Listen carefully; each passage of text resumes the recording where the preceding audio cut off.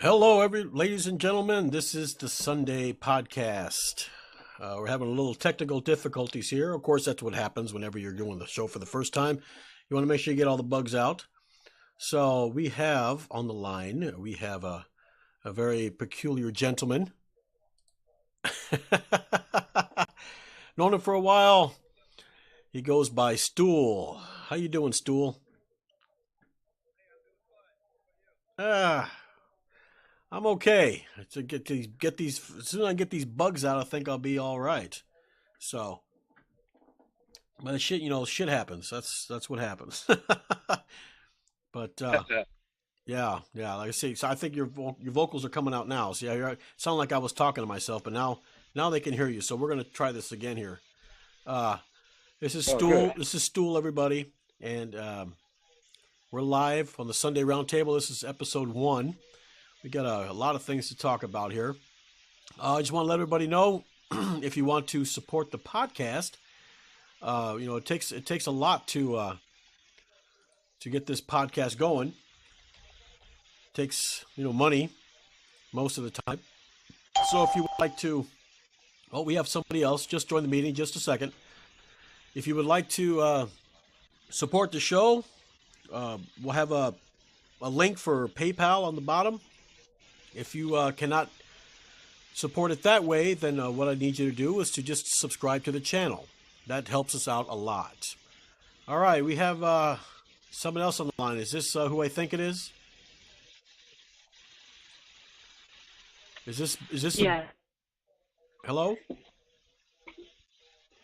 Oh, is this Sloth? This is. Ah ha ha. All right, we have Sloth here too. Okay. We got Stool. We I got know, so. I'm trying not to eat into the phone, so I have it muted, so pardon me. That's all right. All right, Stool. We got, I think Bruce was going to show up, but he's not shown up yet. But that's okay. We can still start the show without him. Yeah. Okay, Yeah. well, we have a couple of things to get into. Something that's been going around in the Facebook community and all the media and everything else. And it's something that I think maybe doesn't need to be said. But of course, you know how it is nowadays. A lot of people like to take a little minute subject and turn it into something that will cause people to be outraged about it. And that's pretty much, and I thank social media for that. If there wasn't social media, there probably wouldn't be a lot of outrage, and people would just be going about their business and not caring. Okay, what do you think, Stool? You think that's how it goes? That social media? You think that's what's destroying this country? Yeah, I think it's a combination of a lot of things, but I really think it was connecting the globe together with the internet. I don't think it was really social media. I think it's the internet in general. But the social media is a big part of it, you know. Oh, okay. All right. Yeah, I miss it when times were a little bit different, and we had rotary phones and just ring and no cell phones. Back in those days. What about you, Sloth? Do you think that social media is having a negative impact on this country? Yes. I don't think it so much began whole, victimhood thing, but I do think it's just perpetuated the generations that are coming up with social media. Because it's so cool to be a victim now. Like, it's so cool to be. It is. It's like the coolest thing, and it means you have a certain power. Yes, ma'am. I'm so sorry. That's okay. That's okay. Girl. Yeah, it gives you like a certain power. Like you're somebody if you're gay. You're even more if you're. Oh my goodness, if you're also Jewish, you just pile them up. It gives you more power nowadays. And I remember back in, you had like you couldn't tell anybody you were different. And I'm not saying. Our phone's breaking up. Great. Oh, I'm sorry. You guys are out there in the boonies. That's the problem. Sloth. True. But like you were He saying, did. oh, she's still talking. Oh no. I was saying I need to adjust the little antenna wires. You know, okay. need to adjust them. Yeah, but I do agree with you, Sloth, when you're saying that people, it's cool to be the victim. It is. Everybody wants to be a victim, and of course, they're waiting to get their 15 minutes of fame, and of course, they're waiting to get the money when they come up with some sort of video. Have you noticed? Even if it's live TV or if it's even you even see it in the movies. Whenever somebody gets into a fight or there's something like that, all of a sudden, all you see is all these phones pop out, and everybody's videotaping it because they want to be the first one to get the story and to sell it to the media. You know. Oh yeah. Yeah, everyone wants to talk about it. Everyone wants to be the first to talk about it, and it's a race. But yeah, it's just like everything else. You know, if you let's say the title is "Cop Gets Beat Up by Suspect," by the time it goes through social media, it's going to say "Suspect is victim of cop." You know, that's all of a sudden the story just gets twisted and it gets revised, and before you know it, the victim becomes the perpetrator, and the perpetrator is the victim. And of course, here come the social justice warriors and all these people that are fighting for the minorities, so to speak, are saying that it's wrong, and then they start flagging people, and people get their channels cut off. And I'm sure you guys know where that came from. But anyway, going off a little tangent, but that's how it is. You know, you can't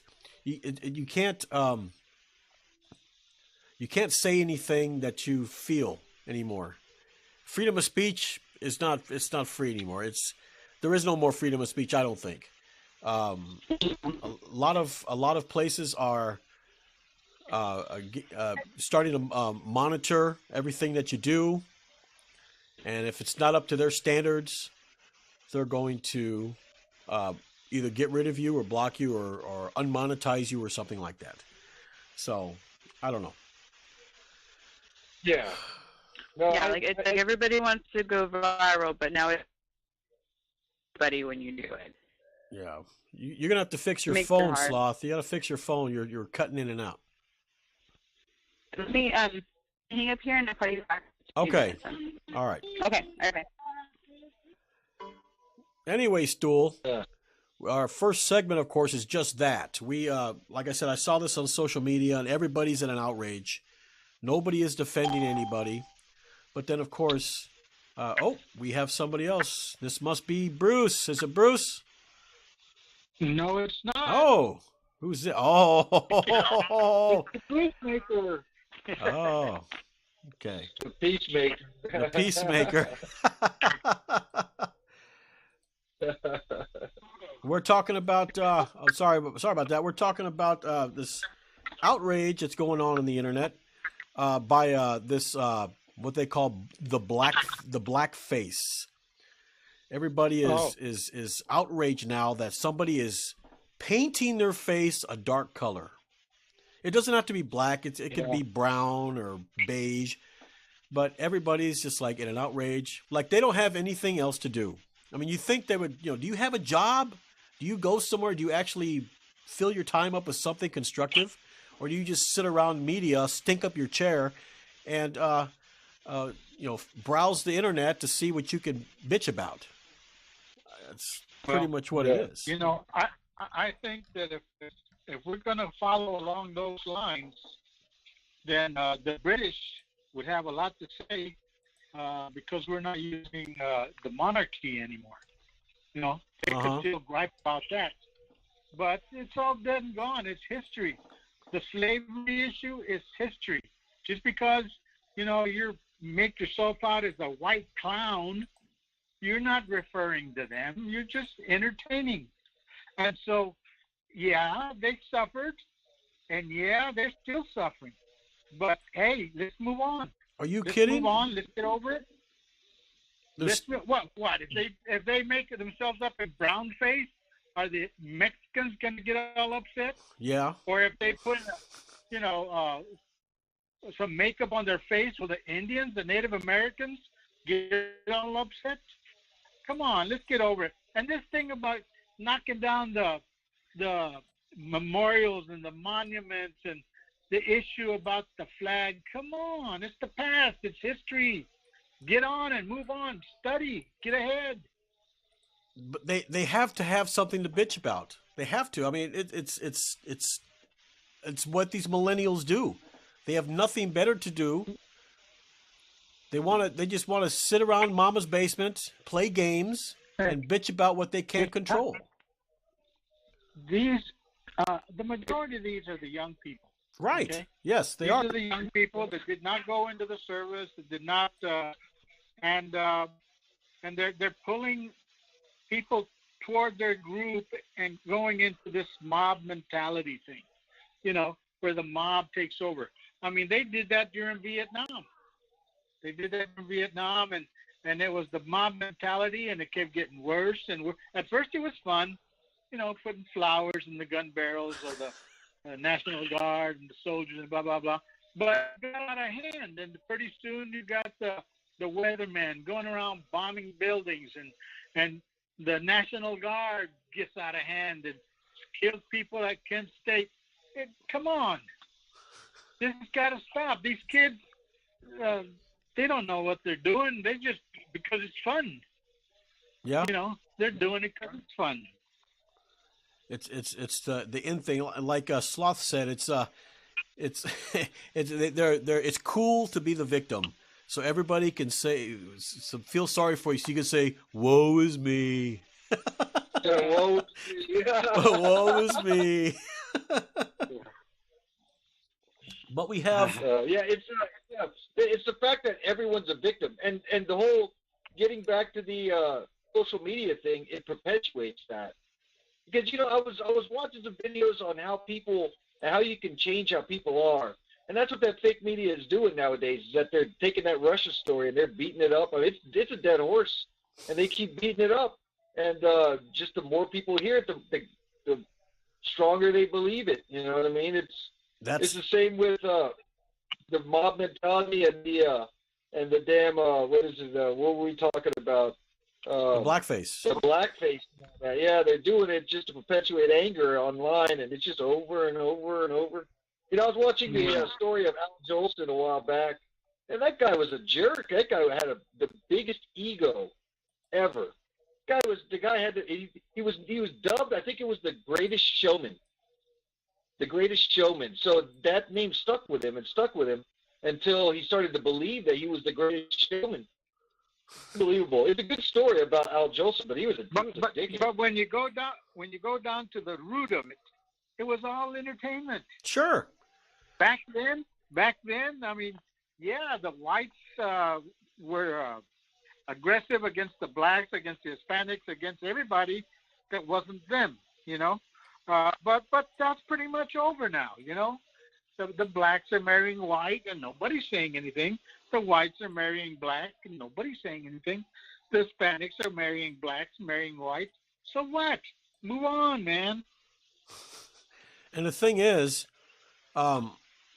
being with the internet, you could have, what usually would be one definition, you get several definitions. Like I got the definition for blackface, and blackface defined in Google, it's a makeup used by a non-black performer playing a black role. That's it. Plain and simple, cut and dry, to the point. That's all. Now, what happens is you get these what they call urban dictionaries. Of course, urban dictionaries basically is just some Joe, some schmo who decides to put their own definition on it. And their definition is when white actors would paint their faces black to resemble black people, then they would add this, accompanied by a performance stereotyping them as buffoons. So now all these young kids, they don't go to the regular Webster's or Google dictionary. They go to this urban dictionary. And instead of learning the real definition of the word, they go there and say, oh, look at this, stereotyping them as buffoons. So this must be bad. Yeah. That's the problem. It was Well, It was like a. yeah. Did you hear that incident with Joe Behar? Yes, yes. Yeah, she had dressed in like a black woman, and yet Megyn Kelly got kicked off her show for even talking about how it wasn't racist. You know what I mean? Yeah. It was pretty racist. Yeah. Maybe. I don't know. Well, the picture's not bad. She doesn't look like Al Jolson or nothing with the pink lips. He just she looked like an African American, to be honest with you. This is a makeup job. But have you noticed though that most of it is stuff like that thing with that Virginia governor? That was 30 years ago. What relevance does it have now, except for the fact that he's running for governor? That's it. That's the only reason that people are bringing this up, is because he's going for office. Oh yeah, that's what it is. Well, it's the end thing to do now, you know. And the Me Too movement, there's another one. It's the end thing to do, but eventually it'll pass, and people are going to go back to being the way they are, you know. If you don't have any sex, you don't have any procreation. If you don't approach a woman and suggest the sex, you won't get any, and there'll be no procreation. So, you know, that's another issue there. That's the end thing now. So the blackface thing, I think that we need to get over that and move on. You know, that's it. Well, I think what's going to happen is they're going to overdose on soy products, some soy boys, and they're going to become sterile, and they won't procreate. So maybe the situation might cancel itself out. Well, oh yeah. The soy boys. Yeah, that's the new thing now, the soy boys. But yeah, that soy milk and stuff has got that phytoestrogen in it. So I don't know. I don't drink it. So I don't want any of that stuff. Heck, I might as well just be taking a whole handful of birth control pills, but I'm not. But anyway, there's a lot of people, actually, a lot of actors, a lot of celebrities that have done this. Not just Joy Behar. You had Gene Wilder do it in Silver Streak. You had C. Yeah, I was just watching that today. Yeah, C. Thomas Howell in Soul Man back in the 80s. He did it. What's that guy's name? Robert Downey Jr. There was a movie that came out just recently, actually, where he's a black guy in the army or something like that. I can't remember what the name would be, but was it Cleavon Little? You know, it goes as a Ku Klux Klan member, and nobody says anything about that. Nobody gets disgusted by that. But he didn't go whiteface. He went blackface. I mean, he went actually. I know, but actually, think about the movie White Chicks. That was just the reverse. Yeah. Nobody said nothing about that one. Nobody said one word about it. They thought it was funny, and it was. I thought it was a funny movie. You know, I didn't look at it and go, oh, look at those guys. They're white-faced. They're being racist. No, never once crossed my mind. It was funny. It was a funny movie. Move on. And you watch, what was the name of that actor that starred in I, Robot? Oh. I know. Smith. Yeah, Smith. You know, he is really racist in that movie. Is he? You know, and in some of the other movies, and yet nobody says nothing about that. I mean, So, you know, hey, come on, get over it. It's entertainment. Move on. We got somebody else on the line. Who is it? It's the man, the myth, the legend. No. Is that the myth? The MYF? The myth? Not the muff. We're talking about this blackface and how, as Sloth was saying, it was people want to be victims now. And like I said, it's all about the social media thing. People see it on social media and decide, well, let's get in on that.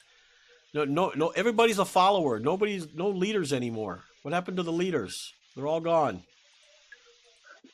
Well, it's harder to be a leader. It's easier to be a follower. And if you're a follower, something goes wrong, you always got somebody to blame.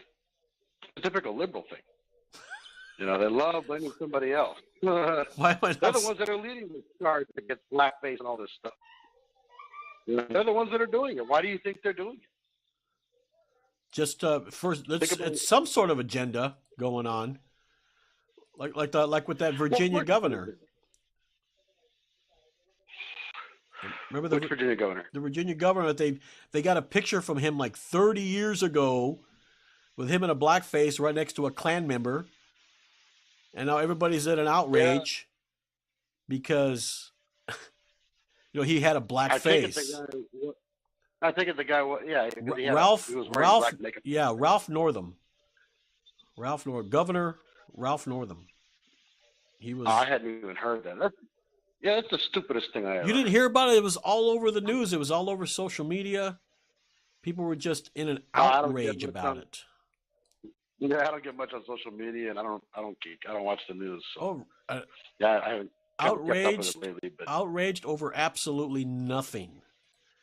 But like Sloth was saying, it's they want to be a victim. They want their 15 minutes of fame. They want people to feel sorry for them. The woe is me complex, you know.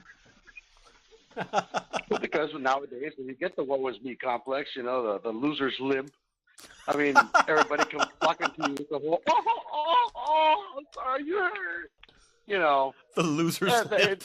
People like that. People like that kind of attention, you know. Because it's free attention and people give you things.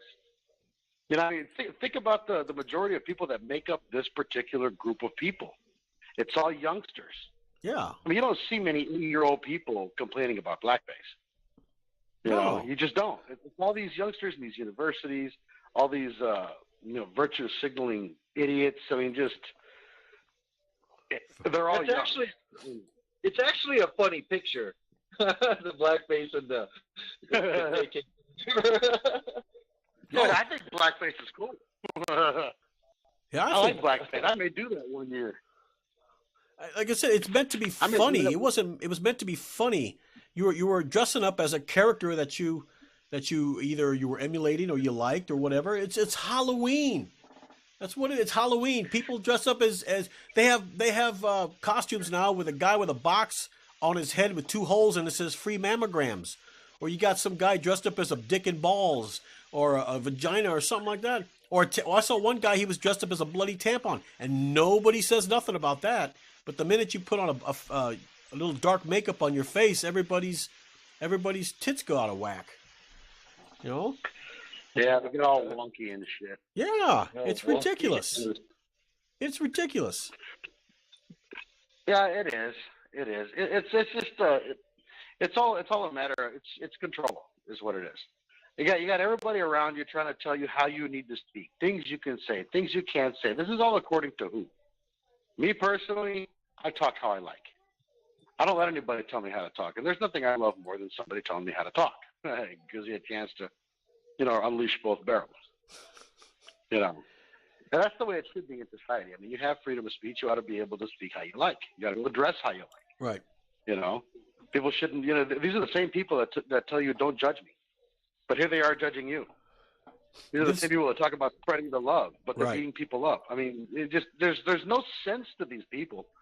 But see, they're also so stupid that they don't see the hypocrisy, or even if they do see it, they just ignore it because it's okay. Everybody else is doing it. You know, it reminds me. This type of society reminds me of that movie They Live.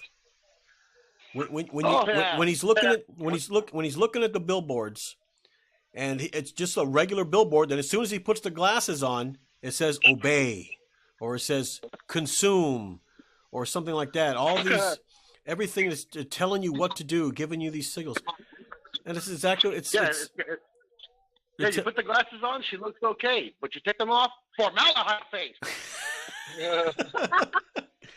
You know what I mean? It's just like it's all these hidden messages. It's all these hidden messages that are telling you what to do. They're telling you how to act. Is America even free anymore? I mean, is freedom? Is it free? I mean, is there freedom? Or well, freedom was never totally free. You don't pay taxes, you go to jail. You know, I mean, there's always Freedom going to to be do as I say. Say what? Yeah. Do as you say? You have the freedom to do as I say. Oh, yes. Pretty much. Pretty much. That's how it is. And it's funny how it's the stupid people trying to lead. If it was smart people trying to lead, it might be smart to follow them. But you got these plain idiots, you know, with a lot of book education and smarts, but no experience, no practical experience, trying to be leaders. You know, and Right. they're forcing you to follow them. It's just funny. You know, I find it funny, and I do everything I can to irritate these people. I take great pleasure in it. You know, it's really funny, but you look at the military, for example. When you're in boot camp, everybody's a knucklehead. But as the training progresses, leaders bob up to the top, and the drill instructors pull them out. So, you know, leaders will eventually, you know, rise to the top, and those are the ones that take control. Now, if you got one that's a little genetically defective, that happens to rise to the top, that's who you get as a leader. Are you talking about those people that are running on a lean mixture? Not running on all 8 cylinders. Very lean. And hey, speaking of the military, yeah. I got a quick question. I heard this, and one of y'all correct me if I'm wrong here. This is just something I heard. That now, I think it's the Army and the Air Force have now issued what they're calling stress cards. And if you feel like you're being overstressed, you can flash this card, and whoever is stressing you out has to stop. Has anybody heard this? I just heard that. I think only the Army and the Air Force are doing it. I don't see the Marines doing it. They're the best. I would like to have seen that happen during Iwo Jima. When the guys were going up the volcano. A stress card. Did you actually, speaking of World War II, I was watching a movie yesterday called Hacksaw Ridge. Have you seen it?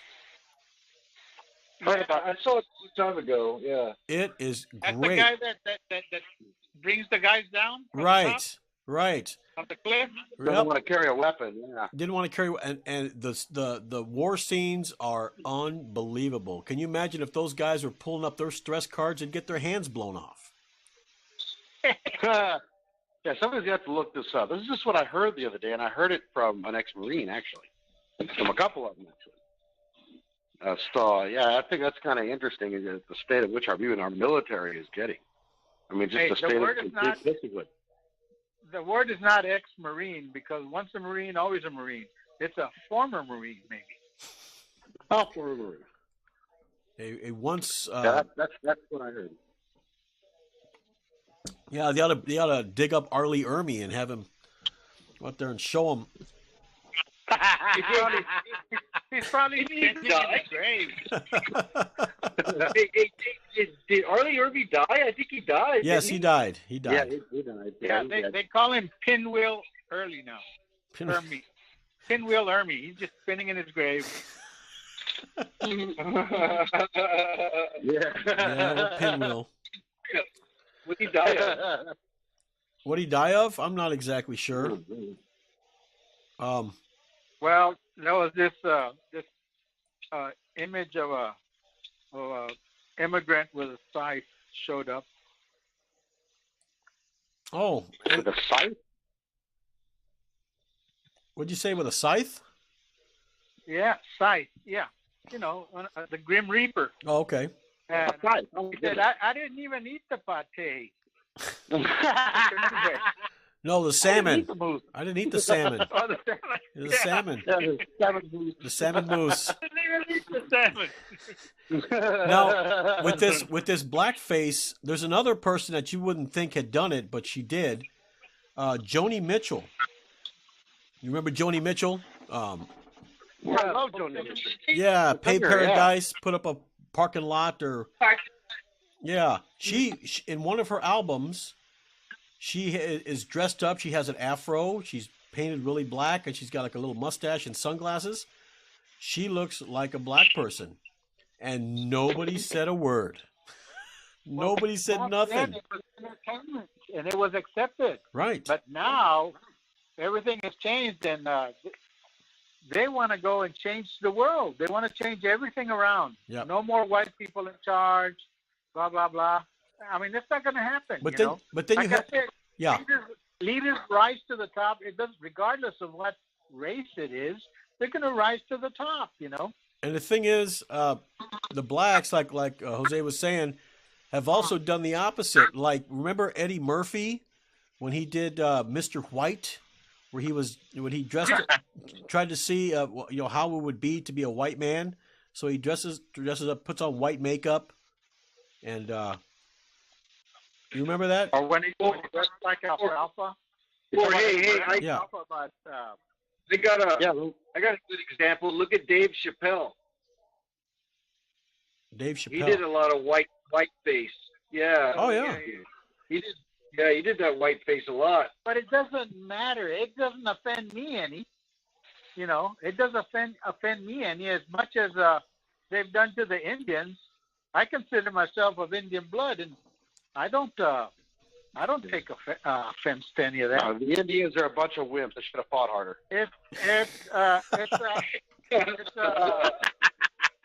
It's an entertainment thing. That's all I got. Yeah, it's entertainment. Like I said, if it doesn't matter if you like it. If the person who's bitching about it doesn't like it, then that's what matters. They'll blog about it. They'll put it on their Facebook or Twitter or whatever, and all their thousands of friends are going to look at it and agree and say, "Yep, I'm outraged too." And before you know it, it's on the media. People are protesting. Dogs are getting pregnant.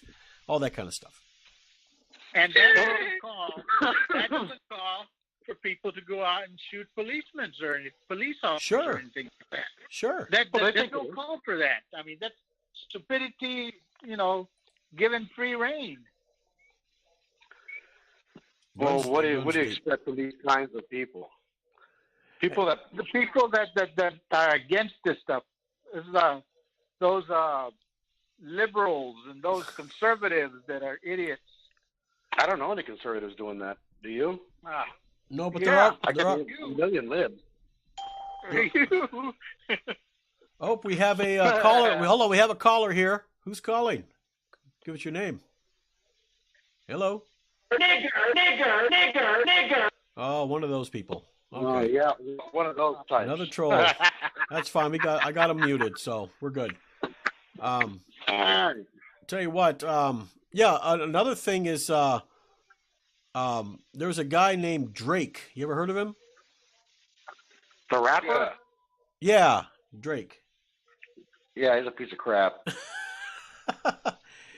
He also he was part of what was the name of it? He was on a it was a movie, not a movie, but it was a some sort of a sitcom or something. It was a Degrassi? Degrassi, yes. Oh, who's on the line here? Sloth. I don't see you on here. That's weird. Oh, I'm hanging out with Stool. Oh, okay. Degrassi, yes. He has a picture.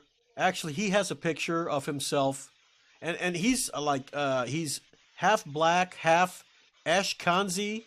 Ashkenazi, yes, thank you. Ashkenazi's Jew. So he's half Jew, half black, and he did a blackface. Okay? Nobody said nothing until this stuff started coming out with the Virginia governor, and then so in order to get ahead of the game, he decides to break out an explanation of why he did it. Okay? So this explanation, let me show you real quick here. He says, "I know everybody is enjoying the circus, but I want to clarify this image in question." This is the image I was telling you about. Nigger. Oh, jeez. Anyway, I know everyone is enjoying the circus, but I want to clarify this image in question. Tell you what, hold on a second. Let me mute everybody and put it on a different mode. Hey, hold on a second. I want to address that. That's exactly the reverse of what we're talking about. I know, but we're Yeah, not. yeah, but you know what? You know what you're going to find is it's not conservatives doing that. It's Right. some liberals, Okay. some SJW. Okay, hold on. Let me change the mode so it automatically mutes everybody and they can't be on. Okay, hold on just a second here. It'll take 1 second. All participants are muted. Okay. That image you were just talking about. Okay, everybody back on. Everybody's back on. Okay, so now, I mute them. They're muted when they come on. So, all right. Okay, he says I know everyone is enjoying the circus, but I want to clarify this image in question. This was not from a clothing brand shoot or my music career. The picture's from 2007, so that's what 12 years ago. And he says it was a time. Here he tries to explain it. He says there was a time in my life when I was an actor and I was working on a project that was about young black actors struggling to get roles, being stereotyped and typecast. Well, first of all, black people are not being stereotyped or typecast. In fact, there are a lot of guys like Bill Cosby, Tyler Perry, Morgan Freeman that are making hundreds of millions of dollars a year from movies. Well, Bill Cosby isn't anymore. No, but Bill Cosby's net worth is $400 million. Tyler Perry is worth $600 million. So when people say that black actors are not getting the good, no, sorry, they're not. They're getting the good roles. Tyler Perry, is he back? Yes, he's got that. Yeah, he's back. That Medea series and all that garbage. You know, it's funny you say he painted himself up half and half. So you get a look at him. I think you look at his picture, and he's basically 50% black and 50% not guilty, right? Now, to finish off this explanation that Drake put on, he puts, this was to highlight and raise our frustrations with not always getting a fair chance in the industry. Now, maybe back in the 70s and 60s and 50s, maybe the 40s, they weren't given a fair shake. Understandable. But now, it's almost like every movie, every sitcom, anything that has to do with Hollywood and the pictures has to have at least one black person in the movie. And that's fine. I don't care. What I'm saying is they're getting their fair shake. They can't use that as an excuse anymore. This is not the 1960s. This is not the Jim Crow era. Well beyond right. They've gotten well beyond it. This is not the Jim Crow era anymore. This is... Oh, it'll always be Jim Crow to them. I mean, they still talk about slavery, for crying out loud. How long ago was that? 200-300 years ago? They're going to keep playing that till the end of time. 150 because it keeps working. Yeah, as long as it keeps working, they're going to keep using it. It's really that simple. As long as people keep giving into it, they're going to keep using it. Right. If people would start ignoring it, then it would go away eventually. I mean, maybe in about 100 years. Because they like to beat the well to death. Well, never go away because there's fear in what you don't understand, and one race does not understand another race, and there's a lot of fear. Yeah, fear is what does it. That's true. The nature of the culture. When you have cultures coming together, you're going to have culture clash. A lot of these people that are talking about race mixing or ethnicity mixing and all this. It's a great thing. It's not a great thing. This is the reason a lot of marriages don't last. Is because think for a second about trying to pair up, say, a feminist, with an old school Muslim.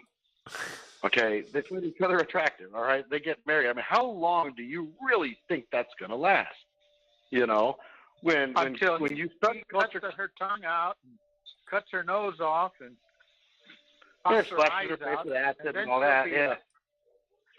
She'll forget about her feminism at that point. But at that point, he won't want her anymore, and he'll just trade her off for another 9-year-old, or whatever it is going on. But that's what happens when you start mixing like that. There's nothing wrong with staying with your own kind. I mean, your cultures match. You believe some of the same things. I mean, it's more likely to work that way. What is wrong with that? Yeah, but it's not. It's also not bad to intermingle too in the races, which is perfectly fine. It doesn't really matter. Yeah, of course, it's going to be different cultures, but some people can adapt, some people can't. And that's most people can't. Well, then how many women do you know can adapt? But I don't know one. But they do have that right to try. Well, of course, but when it fails, don't blame society. Adapting to someone that's a different race, that's not, as long as they're American, that's not too big of a deal. Like, yeah, there's some different slang, and some different types of people at their barbecues or whatever, but it's not a big deal. Now, if you're an American dating, say, a Muslim from the Middle East, that would be a completely different culture. That would be awful to try to, assimilate. You know what I mean? Right. While being an American. So dating someone from a different race, as long as they're American, isn't a huge deal for another American, Well, as long as the culture's the same. Big of a deal. Because even within America, the cultures are different. Yeah, you can't get somebody from Manhattan, okay, some white girl from Manhattan to try and get together with some black guy from Watts or the Bronx. I mean, it's not going to work. I mean, and they live in the same country, they live in the same city. It's just most likely not going to work because some people have been brought up in ways that other people have not. Sure. It's just you're taking a big chance by doing that. I mean, could it work? Yeah, it could. But I mean, how many people do you know love to give into a relationship? They always like to be the domineering ones, especially women today with this whole this phony feminist movement they got, working around. It's just you're trying to maximize your chances for success, and you're not going to do it by doing that. Not to mention, what about, what it does to your kids? I mean, think about, say marrying some guy from Africa who's, just blacker than midnight, and you got some girl from Ireland that's just whiter than the sun, and their kids come out half and half, which, there's nothing wrong with that. But that people in society are going to ridicule them. They're going to give them all kinds of problems. Why would you want to subject your children to that when it can be avoided? There's a lot more to think about. Because love is blind. That's not blind. That's the problem. I differ on that, Bruce. Well, because you're a nicer person. That's fine. You wouldn't do it, but others will. No. Listen. Okay. What happened? Obama was just that. And I tell you what, he mesmerized people when he spoke. No, he didn't. No, he didn't. He didn't mesmerize you, but he did mesmerize a lot of people, and people were enchanted with him. And according to them, he did a wonderful job. Of course, not according to you. Well, you know why? I mean, can you name one great thing he did that didn't cost the taxpayers billions of dollars? He didn't do anything that was great. He just did things that sounded great. That's the problem with that guy. Nobody is perfect, and you only pick out the imperfections. No, this Simeon's beyond perfect. Okay, he didn't even work close. They were praising this guy for one reason and one reason only, and that's because he was black. That's the only reason. That's the only reason he was elected. He's only half black. You look at his record, he was running. Yeah, well, I guess. Yeah, I mean, you look at his record. If any white man had that record, they wouldn't have looked twice at him. Okay, that's the reason they chose him, is really because he was black. No, that's not true, Don. Yeah. Politicians are all liars. Politicians are all liars. I don't care what branch you're from, the Democrats or conservatives or Republicans or independents. They're all liars. They're all trying to get in there and be glorified for the rest of their life because they were a president. But when it really comes to leading the country, that's what it's all about. It doesn't matter. We'll sway with it. As members of this society, we'll sway with whichever way the government goes. No, we won't. As long as it's not harmful to our country, it'll be okay. And it was. Under him, our military was depleted. People like Celinda ran off with billions of dollars of taxpayer dollars. I mean, Iran was getting money secretly from us through Obama that wasn't going through Congress. I mean, you could name all the things this guy has done. And it's obvious that this guy was not in there just making mistakes. Okay, this guy was in there with an agenda. There's a difference here. He was trying to weaken this country, and he did it. He weakened us. He divided us. You figure the black president, this is going to be the guy to bring the races together. Did he bring the races together? No, he divided us further. The facts speak for themselves. This country is more divided today than it's ever been. And it's not because of Trump. Because of social It's media. because of Obama. Because of social media. You must be a conspiracy That has a lot to do theorist. with it, too. What? No, the facts speak for themselves. You look at the guy's record, and it speaks for itself. This is well beyond just making a mistake. Okay, this guy had an agenda to weaken this country, and he did it. Listen, You know, I don't care now who's president. As a former Marine, he's my president. I don't really care who he is. Whoever's my president, he's my president. Whether he's a Republican or a Democrat or an independent or a communist, whoever it is, we've got to follow him. Be loyal. Well, of course. Of course. And just allow Muslims to start running for office. These are the same ones that are in there now that are calling for the end of Homeland Security. That's not him. Yes. No. It was the division that Obama created and accept all this stuff. And so now people are accepting it in virtue signaling by voting for these people. As a result, these people are getting into office. They're calling for the end of Homeland Security. They're calling for no wall. They want people just rambling across the border. This stuff is not helping our country, okay? It's obvious that the Muslims that are in there are trying to weaken this country as well. They want to bring Sharia here, and this is their way of doing it from the inside out. Obama was their flag boy, okay? And now he's basically opened up this market for them. Okay, because this didn't happen under Bush. It didn't happen under anybody else. It didn't happen until Obama started. Well, you know, you have no idea the damage that man has done to this country. I was looking at the statistics. Let's not say that it happened with Obama. It happened with the bombing of the Twin Towers. That's when it all shifted. People weren't voting for Muslims. I'm going back to the first bombing. I'm not talking about the second one. I'm talking about the first one. That's when it all started shifting. Oh, no. They've been bombing and making terrorist threats and blowing up planes since the 70s, the old TWA flights and all that. And then they get upset when they're profiled at airports. Like, I don't remember the last Jehovah's Witness that hijacked a plane. I don't remember the last Christian that blew up a building. It's always the Muslims, and then they wonder why they're profiled. Well, they do it to themselves. Well, Timothy McVeigh. Timothy McVeigh. Yeah, Timothy McVeigh. Yeah, there's one oddball in every bunch. Okay, he did it because of the stuff that happened in Waco. David Koresh, that was under the Clinton administration. That was Janet Reno. But what I'm saying is Timothy McVeigh was a Christian, so to speak. No, you said he was a terrorist. Well, if he was doing it for Waco, then so. But well, Janet Reno was responsible for Waco, and that was no different than Jim Jones and all these other, Lester Roloff, all these other cultists, that were gathering people and trying to get them all into their own. That's something completely different. We're talking about terrorism. Okay, we're talking about the hijacking of planes. Yeah. Okay. McVeigh did the Oklahoma bombing, right? He did the Oklahoma bombing? Yeah, he built the building in Oklahoma. Yeah. That was McVeigh. But yeah, he was a white guy. Okay, so you got one. I mean, look at serial killers. You have that one in Washington, D.C., the D.C. sniper. I mean, it was two black guys. It was a black guy and a black kid firing from the trunk of a car. But traditionally, what have serial killers always been? You look at Gacy, you look at Dahmer, you look at Manson. They're all white people. Well, not exactly. Okay? You got that one Mexican in California. Well, yeah, you're always going to have that oddball. But when we're talking about generalities, they're typically white.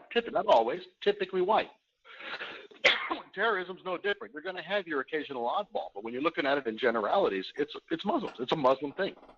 Blowing up planes and hijacking planes, that's a Muslim thing. That makes me Muslim with a black face. That makes me want to do this. Crack open a Modelo and just keep listening. Modelo. Oh yeah. You are nasty. That is nasty beer. I'd rather be drinking tits and ass beer. Whenever I drink it, I'm surrounded with tits and ass. Yeah. But look, getting back to the I'm telling you, man, you conservative people are weird.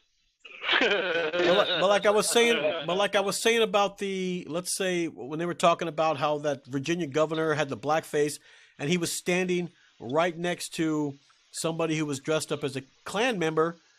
You have, like I said, Blazing Saddles, where Gene Wilder painted himself black, and you have Blazing Saddles, where Cleavon Little dressed up in a Klan outfit. So it's happened before. Exactly. It's happened, and nobody has said anything about it. Nothing. And they still show it. They still show it. They still show it on the channels. Yeah. Oh yeah, you couldn't make a movie like that today, even though Brooks has acknowledged that. Right. Of course, it's entertainment. But see, millennials don't look at it that way. They don't look at it as entertainment. Look at it as offensive, and they just can't wait to start typing on their keyboards. Those keyboard warriors, as I call them. It's all that soy milk. It's all that soy milk. Yeah. Exactly. You had the turn in Vietnam, and now you got the millennials. You know, they all got to take their turn. Each generation, you know. Right. Right. Well, that doesn't make it okay. Yeah, they're right. Yeah, soy boys running all over the place, trying to get people to drink soy, grow bitch tits. The soy boys. The dick shrink. Yeah, a lot of these are those SJW types. No, these. Right. Look at Will Wheaton. Now look, a piece of shit. Before we go on, I have somebody on the line, but they're muted. But I don't want to get them on here because I don't know. I'm not exactly sure if it's a troll or not. Just want to let everybody know if you're going to call in. The number is. Let me get the number here real quick. Let's see here. Here we go. The number is 605-313-4171, and then the PIN number 793-986 #. But I want you first, so I know you're not a troll. I want you to send me a message on the Sunday Roundtable at gmail.com. Let me know your name, and then you can call me. You give me your name and the number you're calling from, and then call me, and I'll put you on. But other than that, everybody's going to be muted because we've had too many freaking trolls around here. So go ahead, keep going. The thing with Sir Laurence Olivier, you know who Sir Laurence Olivier is? Oh yeah. He played in a what do they call those things? A play. It was called Othello, and he had the blackface with the fro. Nobody said nothing. I don't think anybody ever heard of him doing that. So yeah, Othello was a black man. Right. So if you're playing, you know, and back then you had white people playing Native Americans, so you know it doesn't really matter. That was entertainment back then. Yep. It was before. Well, yeah, of course. Look at the spaghetti westerns. It's like all the wets on there were always these white people, and they didn't even look remotely. Yeah, well, but I mean, they were either they were Europeans. They weren't genuine Mexicans, but they were portraying Mexicans. Nobody ever complained about that. You can tell they were Latinos. Plainly obvious. No, because the reason Mexicans. the reason why they were complaining is the people that were offended weren't born yet. Now they are. That's right. Soy wasn't all that popular back then. No, it wasn't. I'm telling you, soy is turning people into women. I'm telling you, it's all that estrogen in that soy. Yeah. You got your soul full of crap. You'd like to think so, wouldn't you? You're just jealous. If you're hungry enough, you're going to eat it. Right? And there's nothing wrong with dressing up. I'll tell you what, when I dress for Halloween, I dress to offend. Okay, personally, I do it like that on purpose. Okay, I'm hoping one of these years here, I'm going to dress up as a Nazi general. Okay, and I'm talking full uniform, and I'm going to go out and I'm going to go hit some of the contests, you know, those Halloween contests and whatnot. And I know I'm going to piss people off. And so you know what we're going to say? Handgun license, you and I know can what also we're carry going to say in the gun. future? Alas, poor Bruce, we knew him well. There was a. Well, I would invite it because being that I do have a concealed handgun license, I can carry a real gun. So it'd be interesting to see who wants to mess with me. There was one of these years. I mean, hell, next year I'll do blackface. Don't matter. All hell to me. There was a city council member by the name of Brant Tomlinson. You ever heard of him? Uh-uh. See, The reason why is because it's not that important. He's a nobody. He's just a city council, a county council. He's running for Kershaw County Council, and Kershaw County is in South Carolina. And he dressed up for a Halloween joke. He dressed up in as one of the guys from Cool Runnings. Remember that about the Jamaican bobsled team? Yeah. He dressed up in that with a black face, and nobody's saying anything about it. But because he's just a lowly peon. He's just a little city council member. Nobody gives a crap about that garbage. But if he was running for governor or if he was running for senator, then that's when the big guns come out. That's when people start, oh, look what he did 50 years ago. We can damage him. Why hasn't anybody said shit about Joy Behar? She just came out that she did an African woman thing. Right, but How come nobody's losing her job? But that's her real hair. That's what she said. It was her real hair. And of course she didn't her makeup wasn't black. It was kind of a brownish color. Well, no, I didn't say it was blackface, but she dressed up like an African woman. And had it been somebody else that was doing it, she would have been the first one to jump on the bandwagon. So why is all of a sudden she exempt? I mean, their hypocrisy is it's displayed, every single day. And all of us see it. All of us that are actually worth a damn see it. Yeah. And these people, they don't care. They look like hypocrites. They just don't care. We look at it. They don't learn. Do what? We look at it and we're entertained. That's what the program. Oh, definitely entertains me. I love watching this stupidity. I love these guys who walking around taking pictures with their Soylent, with these soy faces, and Will Wheaton with his hand under his chin, looking like a big pussy, I mean, I find that always gets me. What is it with you? That always gives me. What is it with you and Will Wheaton? Weird, man. He's a piece of shit. Now, I just want to say one more time to the person that's on the line right now. It's a 914 area code. Go to the Sunday Roundtable at gmail.com and make sure you put your number and your name.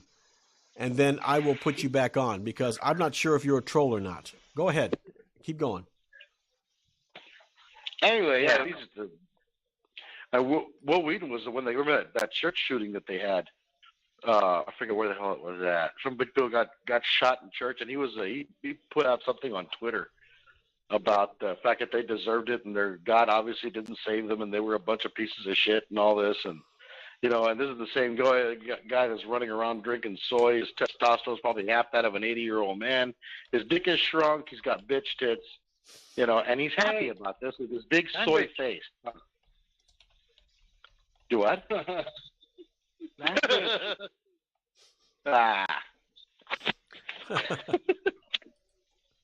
also disagree with man boobs. Man boobs. Bitch tits. Okay. Now let's move on to it's called the Genderless Alien. Anybody ever heard of this guy?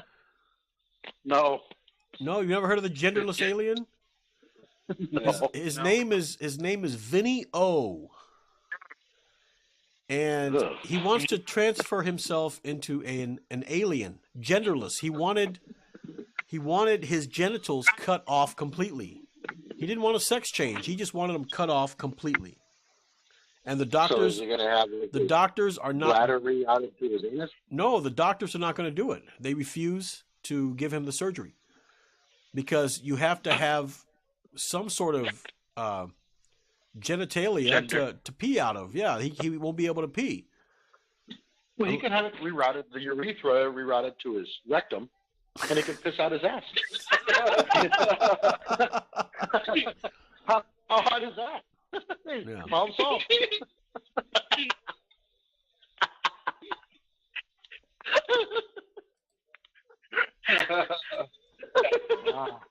Hey, one of these days they're gonna come out with that. Come out with what? Somebody will do it. Oh, come out with. You know, they've already tried it, just like the experience with the damn what is it, the human centipede? You know, they've tried that too. Somebody in government or something like that. The human centipede. it seems like that's it seems like that's the way the senator and all the people from the House and the Senate, they look like one big gigantic human centipede sometimes. Yeah, like one from part 3. Yeah. Yeah, but the kid's only 23, okay? And he wants, like I said, he's had like $52,000 to $60,000 worth of plastic surgery done for his nose and his lips and everything to make himself look like one of those aliens, like the ones you see on TV. The big eyes. Yeah, the big eyes and the oval, like a semi-oval face. Yeah, he wants to look like an alien for some reason. It looks funny. Those guys.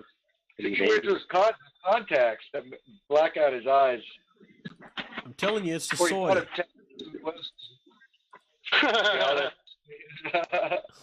Maybe he thinks it's the way to get women. It could be. Help him justify the abductions. Hey, but you know what goes on in this guy's head? Like, imagine how he thinks too. You know, it's just strange. That's actually a good point. I mean, what kind of thinking do you have to have? You didn't hear people in the 50s wanting to look like aliens, except when they dressed up like it. But I mean, wanting to physically change your appearance, to be a man, to be a woman, to be an alien, to be whatever the hell you want to. These ones that want to look like Barbie dolls. Have you heard of those? They look like dolls and shit. And I mean, well, what kind of thinking do you have to have? What kind of state of mind are you in when you want to alter your body that drastically? Well, It's permanent. there's a website called Culture Hook, and it talks about where it began. It says, as a young boy, the kid's only 25, so he's still a young boy. He says Vinny began to feel different from kids his own age, describing that he felt like an outcast, and that prompted him to look inside himself and project who he truly wanted to be. Regardless of social constructions, gender rules, or binary sexuality, this was when Vinny underwent his first procedure. He got lip fillers to exaggerate his puckered pout. And then, of course, after that, it went on to nose jobs and stuff like that. And now, like I said, he wants to have his genitals cut off completely, but the doctors will not do it. So he's kind of stuck unless he goes and gets a back alley surgery. I think I haven't done it next for that. Send him to meet Bobbitt's wife.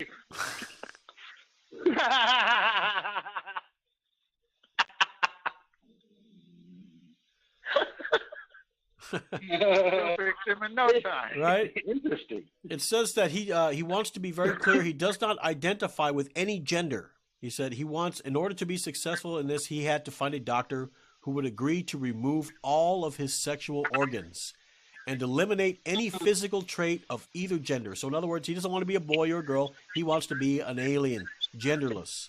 So he wants to be an asshole. To alter his genetics too. How's that going to alter? He really wants to go there.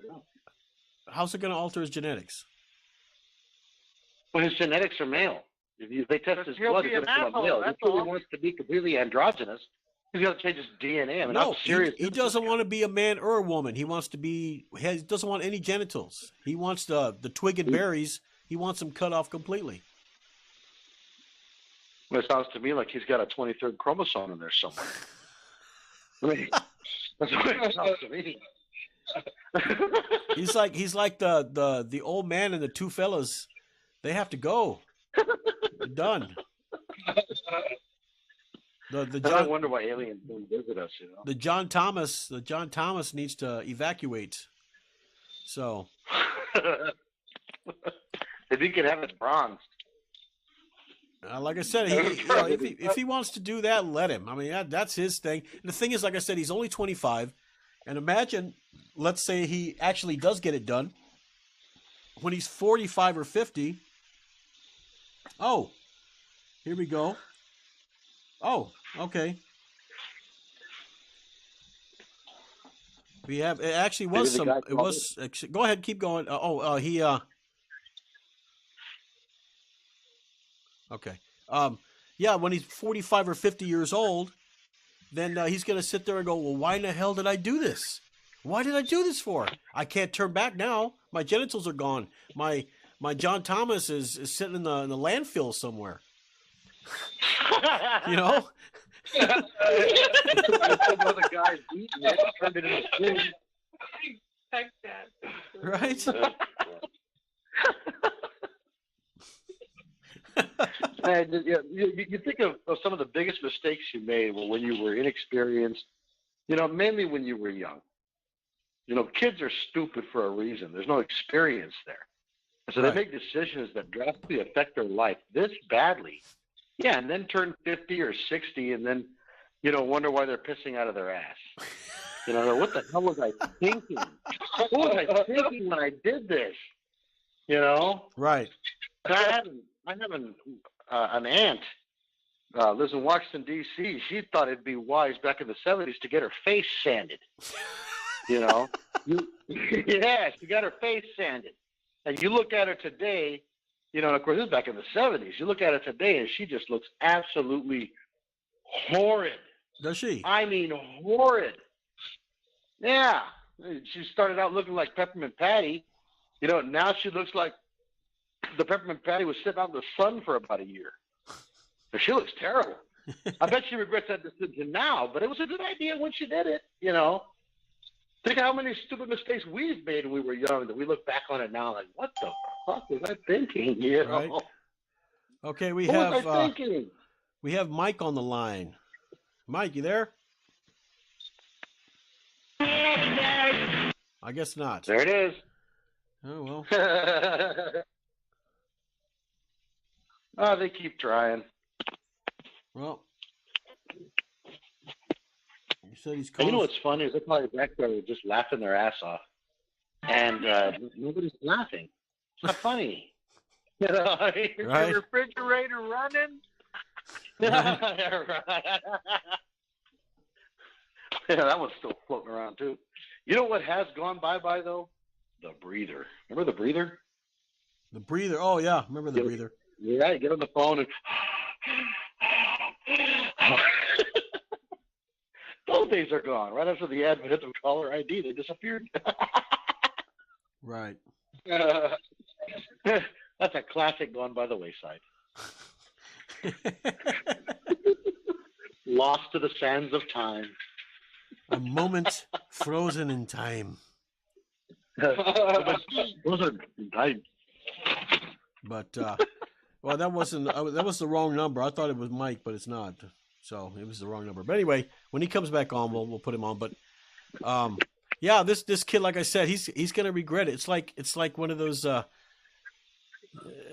guy that refuses every advance that's given him, and then when he's on his deathbed, he says those 7 words: "I should have fucked old what's her name. I should have never played the game. I should have fucked old what's her name."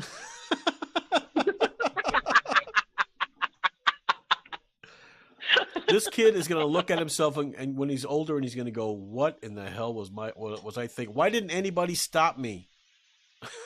Why didn't anybody say, 'Hey man, this is a bad idea. Don't do it'?" I mean, it's bad enough that he's got all this surgery now where his lips are all weird and his nose is all weird. And he can't Well, go. if you have friends that are pushing you to do something like that, you got some bad friends. I mean, how many friends are going to push you to do something like that? You're not going to know them 10 years from now. Right. But they have drastically affected your life and pushed you into doing something that's just the stupidest thing you have ever done. Well, hopefully you will have ever done in your entire life. Right. You're now regretting it. You're looking back at it. Why did I listen to these guys? Stupid and young, they just seem to go together so well. So the worst time to make any life-changing decisions is when you're young, because you're just going to fuck them up. That's all you're going to do. Yeah, Parents have been around. Go ahead. I was saying, parents have been around probably 2 to 3 times longer than you have when you're a kid. And most kids don't listen to their parents. Their parents have been through all this. They've experienced the bad things. They don't want you to repeat them. So they tell you about them. And these kids end up shunning their parents and listening to other kids in their school that are just as stupid as they are. And they embrace that instead. It just seems to be the way of the world. And it's unfortunate. It really is. The way of the world is to seek perfection. And so it's like this guy that's getting these operations or wants to get the operations, he wants to be perfect in his own sense, you know. What he And that's considers what to be these perfect. kids are doing. They feel my parents are wrong. They don't know what the hell they're talking about. They're dysfunctional. So I'm going to find somebody who sounds like me. And so who is that going to be but another kid? So we're seeking perfection, and we're going there. You're seeking the advice to achieve utopian perfection from somebody who is not only far from it, but doesn't give a But they shit if don't you know. achieve They it. don't They just know want any you to do different. it so they can be entertained when they see how stupid you look. They don't know any different. They just feel that that's the way to go. Well, that's the thing. They don't know any different. And if they would acknowledge they didn't know any different, they would probably be less likely to make the mistake. No, Hey, probably not. nobody is perfect. Oh, I am. Just ask me. I'll tell you. They were Well, I used to think it was just you and Perfect me, is but terrible. lately I've begun to doubt you. They weren't perfect back in the 20s either, but they weren't having sex changes either back then. This is not a sex You know, change. you can't attribute that to... This is not a sex No, I'm change. talking about... No, this is a. Oh, yeah. No, I'm talking This is a about sex complete changes. genital removal. Well, yeah, but they didn't consider that in the 20s either. They didn't consider sex changes. Right. They didn't consider alien changes. They didn't consider any of that in the 20s. Right. And they were seeking perfection back then, too. Okay, hold on, Mike. Somebody Are you had there? this Crazy idea. Mike. Yeah, it's Mike. Okay. All right. Sorry, we've been getting a bunch of trolls lately. So. Yeah, these trolls are really sad. They got no lives. You got anything to say about our genderless alien? Yeah, I don't know what is wrong with these millennials these days. Yeah, I know what you mean. I don't know. It must be in the. I'm telling you, it's in the soy milk. It's got to be.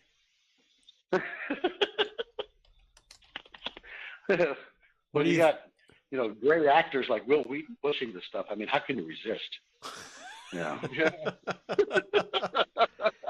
Hey, one of these days, this guy Vinny O is going to get his dick cut off. One of these days. Oh, it's going to happen if that's said now. Yeah. They're gonna. He's gonna find some. He's gonna find some doctor who needs the money, and he's gonna do it, and it's gonna end up botching the job, and he's gonna end up either dying or becoming seriously maimed. And he'll be like that doctor with the cross eyes from not Smoking the Bandit 2 with Cannonball Run. What is Cannonball Run. Yeah, Cannonball Run. Yeah, those cross eyes. It'd be someone like him.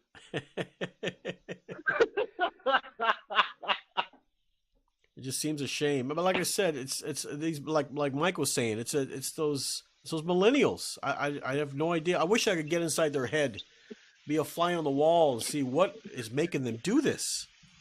I mean, you know what? That goes all the way back to the days of Aristotle. The Greeks, the Romans. It all goes back way back then. It's not something new. That's the way of life. People have been weird all the way through. Well, perhaps. The average man is not a model of perfection, and we all want to be as perfect as possible. Perfect in luxury, perfect in wealth, and nobody's perfect. You can't be that. But can anybody possibly tell you to turn yourself into an alien and you would believe that is your path to perfection? By cutting off your genitalia? Well, I'm not. I don't know. It doesn't take a rocket scientist to figure that out. I'm not exactly. What was the name of that movie of that alien they found? These guys were in a travel trailer and they found him on the road. Oh, the extra testicle? Oh, Polly. Was it Polly? Yeah.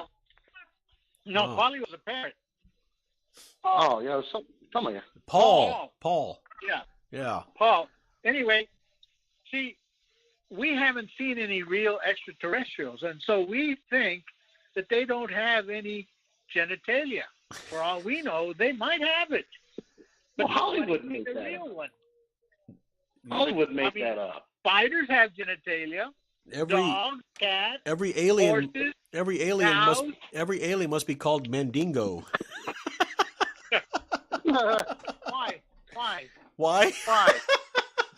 That's a Hollywood thing. It looks like you'd be shocked how many of you, in fact, might believe there's actual quicksand. I don't know if you knew this, but there is no such thing as quicksand. That was a Hollywood invention, I think back in the 40s or 50s or something. Everybody today believes there's such thing as quicksand. I don't know. I saw Flash Gordon. I'm convinced. Have you ever heard of the word quagmire? Have you ever heard the word quagmire? No. Probably not. You know, when I was in South Texas in Padre Island, and I walked into the surf, and there was some mud, and I sunk in the mud to my waist. To my waist. Yeah, perhaps, but mud is not quicksand. I couldn't. Mud is not quicksand. I am saying that there is something that you could sink in and suffocate because. Oh yeah, mud, sure. We're talking about going into the desert and finding quicksand. It doesn't exist. Look it up. There's no such thing as quicksand. But I guarantee you, 90% of the population believes there is. He sunk. That's the effect of Hollywood. He sunk that in was the. That was the famous last words of the ant when they went into the ant lion. And then Jose sank in the sand, and then Leslie Nielsen came out there and tried to help him. Like on the Creep Show. Because he was swimming in raw sewage. Right? I love it. It was Red. I was with the Red's father, and we were at the beach. Oh, okay. And they pulled me out. Right. All right. Well, let's get off this genderless fruitcake here. Something I thought that was really, really interesting. We had me, Stool, and Bruce had talked about it before. Mike, have you heard about the scandal with Oscar De La Hoya? I haven't yet. Oscar De La Hoya was dressed up in fishnet stockings and panties and was getting dildos shoved up his ass. This girl, manly man boxer. Right? Yes, the manly man boxer. He was. They have pictures and video of him, and now he's lost the respect of every boxer out there.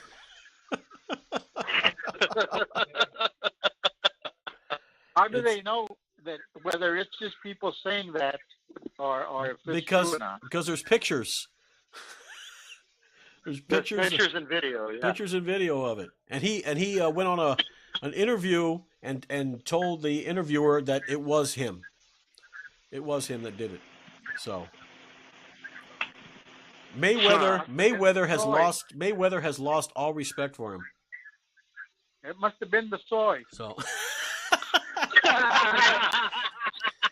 So I guess he can go from the golden boy to the golden soy boy.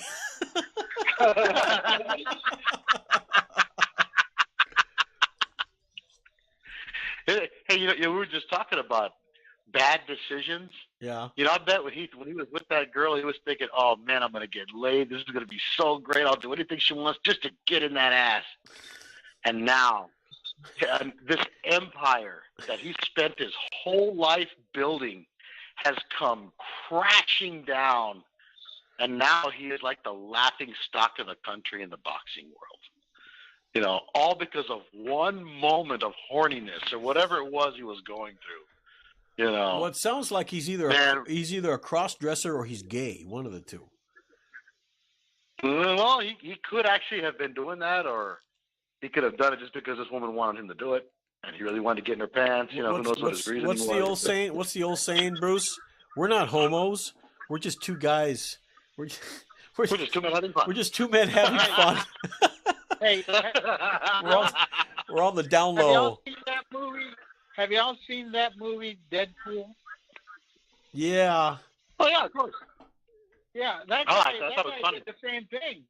That guy did the same thing, but it was within the context of his love life. When you're in love, you do stupid things sometimes, and don't realize until afterwards. If it goes sour, then you're like, "Oh, what have I done?"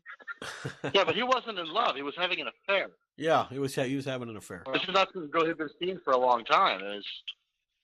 Yeah, he just wanted to fuck her is all it was, and it cost him his career. I hope it was worth it. Well, I don't think his career is. I don't think his career's in the toilet. I think it was seriously damaged. Oh, no, he can still box. His reputation's in the toilet. No, he can't box anymore. He's retired. Swirling. Hey, Probably some kind of liberal. Listen. It's what now? What'd you say, Mike? Because he's probably some kind of liberal or something. Some kind of liberal. Here we go. This is some kind of fruitcake liberal. Where it's all right to be that way. Well, just because society accepts it doesn't mean it's okay. I mean, we've got homosexuals coming back from war as war heroes. I mean, what are you going to do? You know. Well, no, the guy came back as a war hero. Whatever he turned into changes your whole perspective. Not what he turned into, what he was all along, maybe. Oh, I don't care how they dress or what they get cut off. They're always going to be a man. Always. Well, sure, they have the DNA Although of a I'll man. tell you what, if you want to be a career criminal, do it.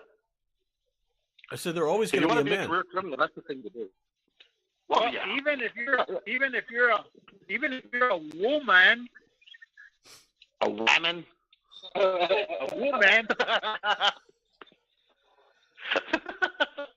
if you want to be a career criminal, that's the thing to do. Change your sex, and I mean complete. Be on the hormones for a long, long, long, long time, so you look like hot as fuck. Then you go out, you rob banks, you leave blood behind. When they check the DNA, they're going to assume that it was a man. They'll be looking for a man. Yeah, but it's hopefully, a great way to try and get away with it. Yeah, but hopefully your DNA is not in the system. Because Well, yeah, I mean, you have to have the surgery done. You'd have to have the surgery done by some backyard doctor, so it's not on the record. But yeah, you can get away with it like that. Yeah. You get caught, they send you to a man's prison. Yeah. They had some guy like that. I forget the guy's name. This is about 20 years ago, I guess, maybe 15 years ago. He had robbed a bunch of banks, and when they finally caught up to him, he was having surgeries to have his gender changed, and he was only like halfway through the surgeries.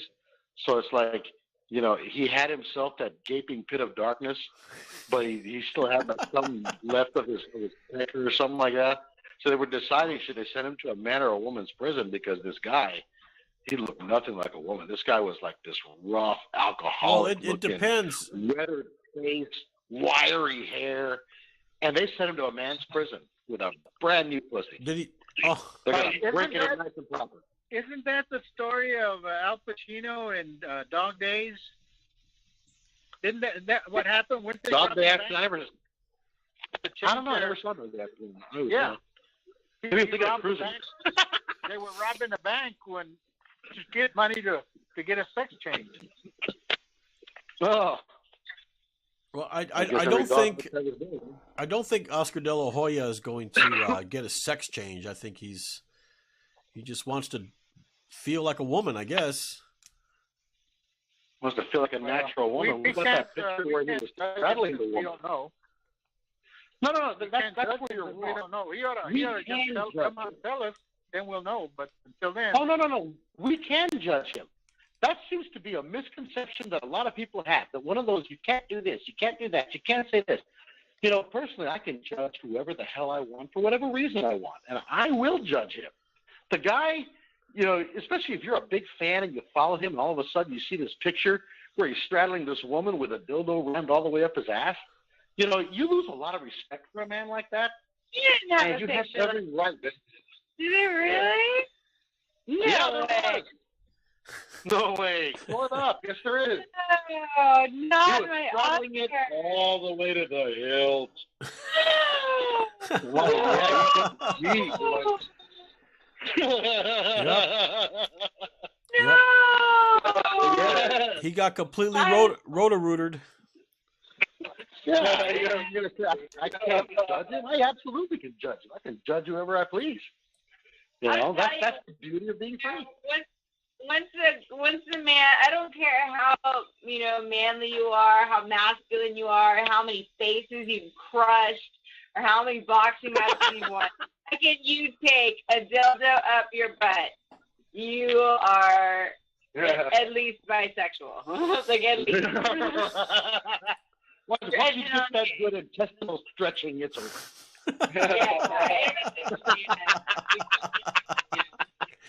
Intestinal stretching. Don't get me wrong. You guys, but I just feel a little bitter because I've had a crush on this guy since I was a kid, you know. So it makes me sad. Now there are pictures of him getting something rammed up his ass, but of course, being the media is trying to be nice about it, they put a big old star on there or something so you can't actually see it. And of course, his head is facing down, so you can't see his face. But I'm pretty sure it's him. Oh, he's bowing his head in shame. I don't. To tell you the truth, I never ever expected that from Oscar De La Hoya. I thought he was like a man's man. You know, he was one of those tough guys. But obviously, it doesn't really matter, does it? No, look. I'll bet the second that thing crossed his prostate, he jizzed all over her tits. I don't know. I don't know. You guys, you're taking this too lightly. What do you mean? Well, you know, if you look at the guys that are in prison, you have all the men together and all the women together, and there's a lot of sexual going on because that's part of nature. That's sexuality. And so we think. Wait a minute. We think that that's normal. Hold on. Let him say speak. Let him get it out. Go ahead. We think that that's abnormal, but you watch dogs and you put a lot of male dogs together, they're doing the same thing. If you put deer together, and I've seen this, you put deer together in a pen, the male deer go around raping the male deer. That's, you know, the more aggressive one wins. And so that's a fact of life. Well, you know, just because an animal blame the person or whatever, but it's a fact of life. A lot of animals also eat their young. We don't do that either, okay? It's not normal for humans, but it's normal for animals. Well, homosexuality is not normal. You haven't fallen in an airplane crash in the mountains. Or if you're not Jeffrey, or if you're not Jeffrey Dahmer. Yeah, the first thing they eat is your ass. You can't. Say what now? You can't what? You there? Yes. Yeah. Yeah. Mike, you got anything to say about this?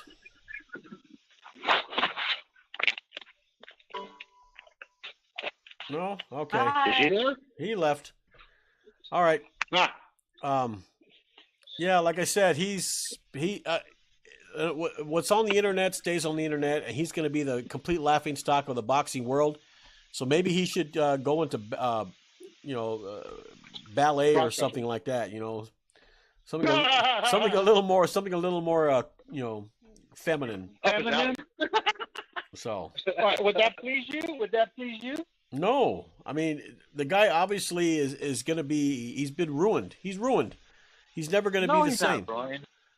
He's not ruined. We're in a different generation. People find it acceptable. No. Look. This is what I mean by ruined. What's going to happen when they... Go ahead. What? Imagine what? Imagine what's going to happen when they tell you, "Hey, look, I got some pictures of your grandfather. You want to see him?" The guy's ruined. His face is all over the internet. His kids have seen this shit, I'm sure. And if they didn't look it up, some of their friends showed it to them. It's like having a mom that's a porn star. Eventually, you're going to see pictures of your mom banging some other guy. Okay, and it ruins you for life. It ruins your family. It ruins your name. Yeah, it's fun at first, but you're ruined. That guy is ruined. Those pictures will never be off the internet, ever. That was the beauty of growing up in the 80s. All the shit we ever did, there ain't no record of it. Yeah, that's beautiful, too. All right, we got away with it. We can do all we want. Yeah. Yeah, well, you know what it is? We're too shallow. We're too shallow. We don't know enough. We think we do. We think we're perfection. But shallow compared to what?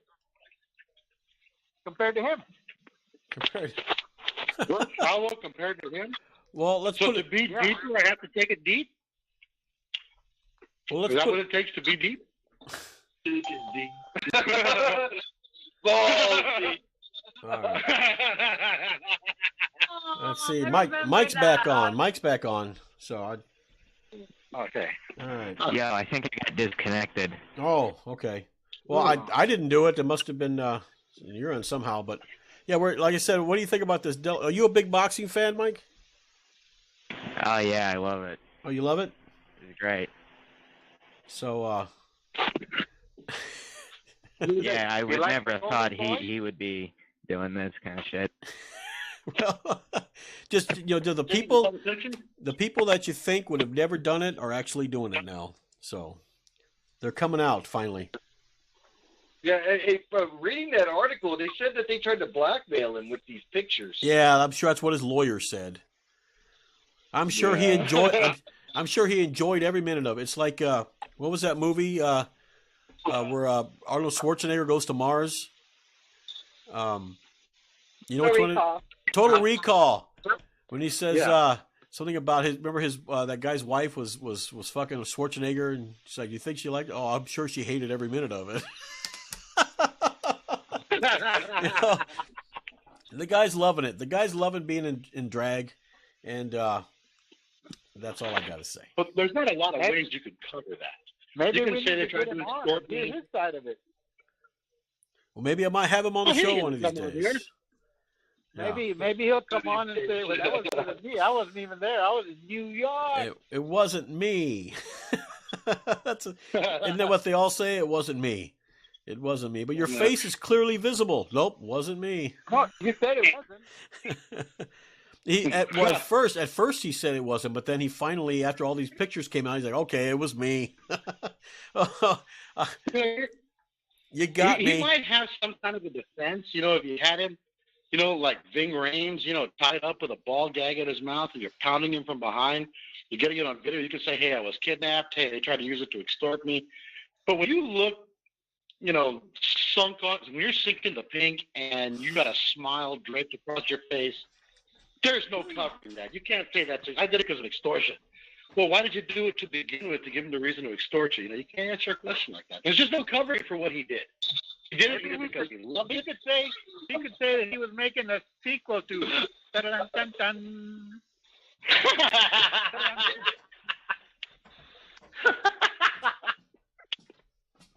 And I feel for his kids, man. They had to hear it in school.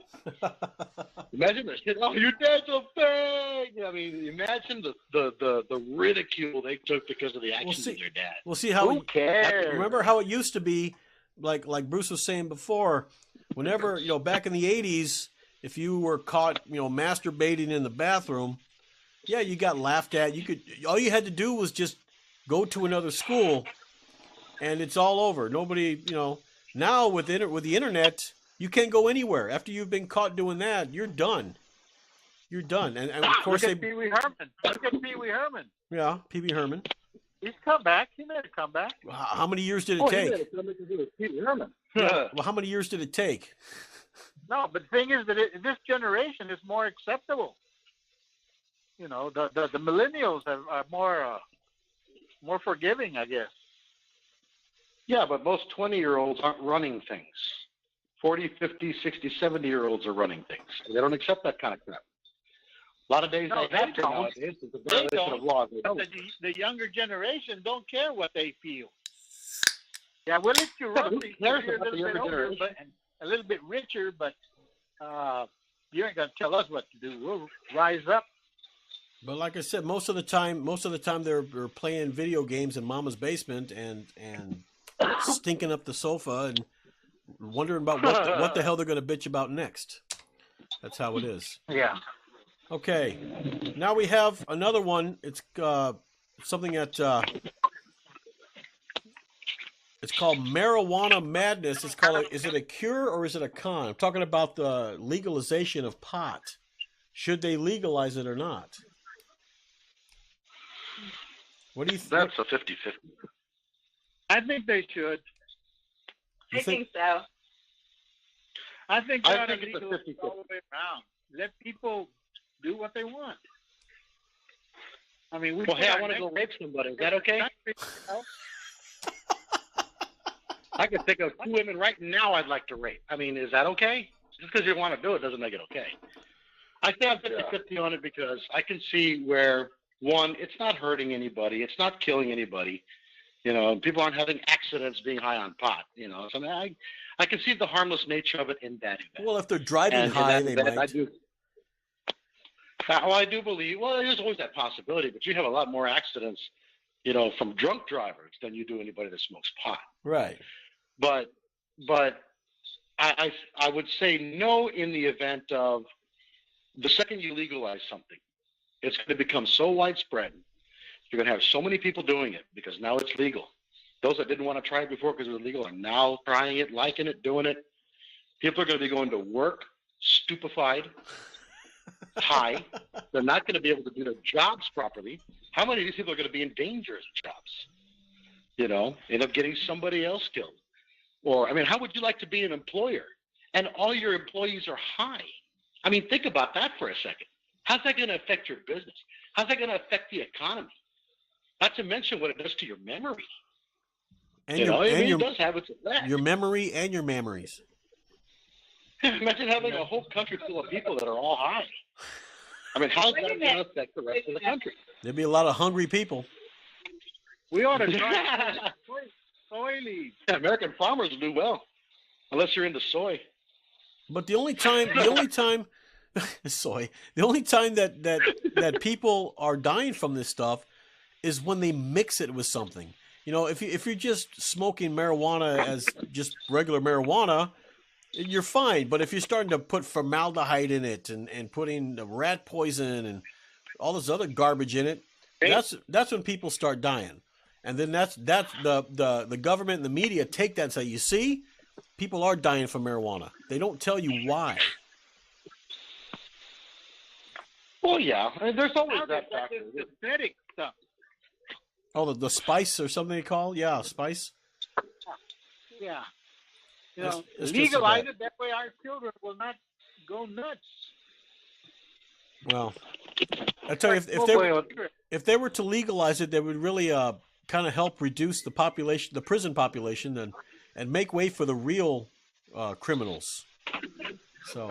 Yeah, but we don't want to reduce the prison population by legalizing what are now illegal acts.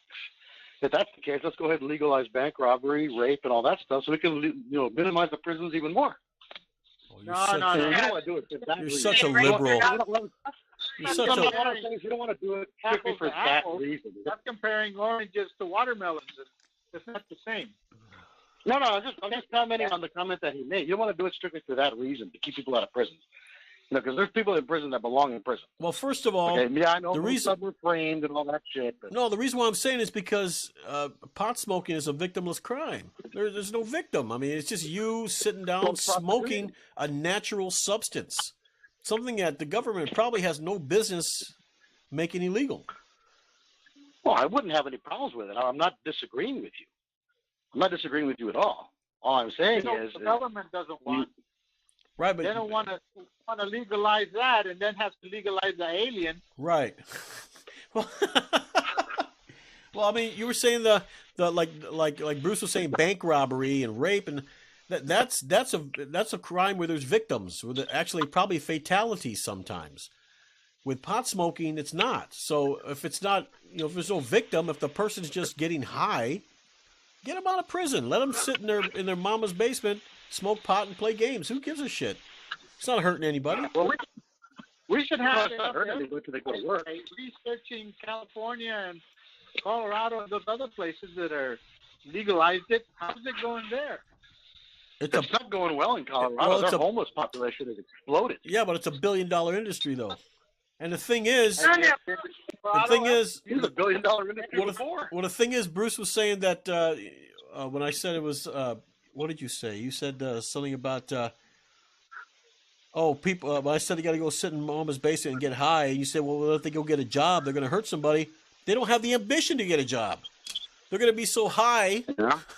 They're going to be so high and stoned out of their minds. They're not going to get a job. And as far as them going to work high, that's the same thing. That's got to be an agreement with their employer. Just like their employer says, hey, you're not going to come to work drunk. You can drink when you're out there, but you're not going to come to work drunk.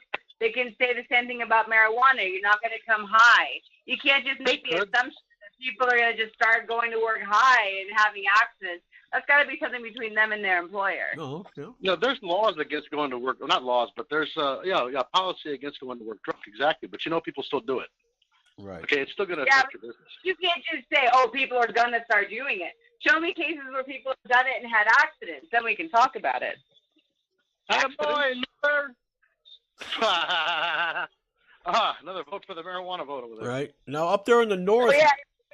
Up there. Hold on. Up there in the north, Mike, is a pretty big problem over there, up there in the north? With the UPers? Oh, looks like he left again. All right.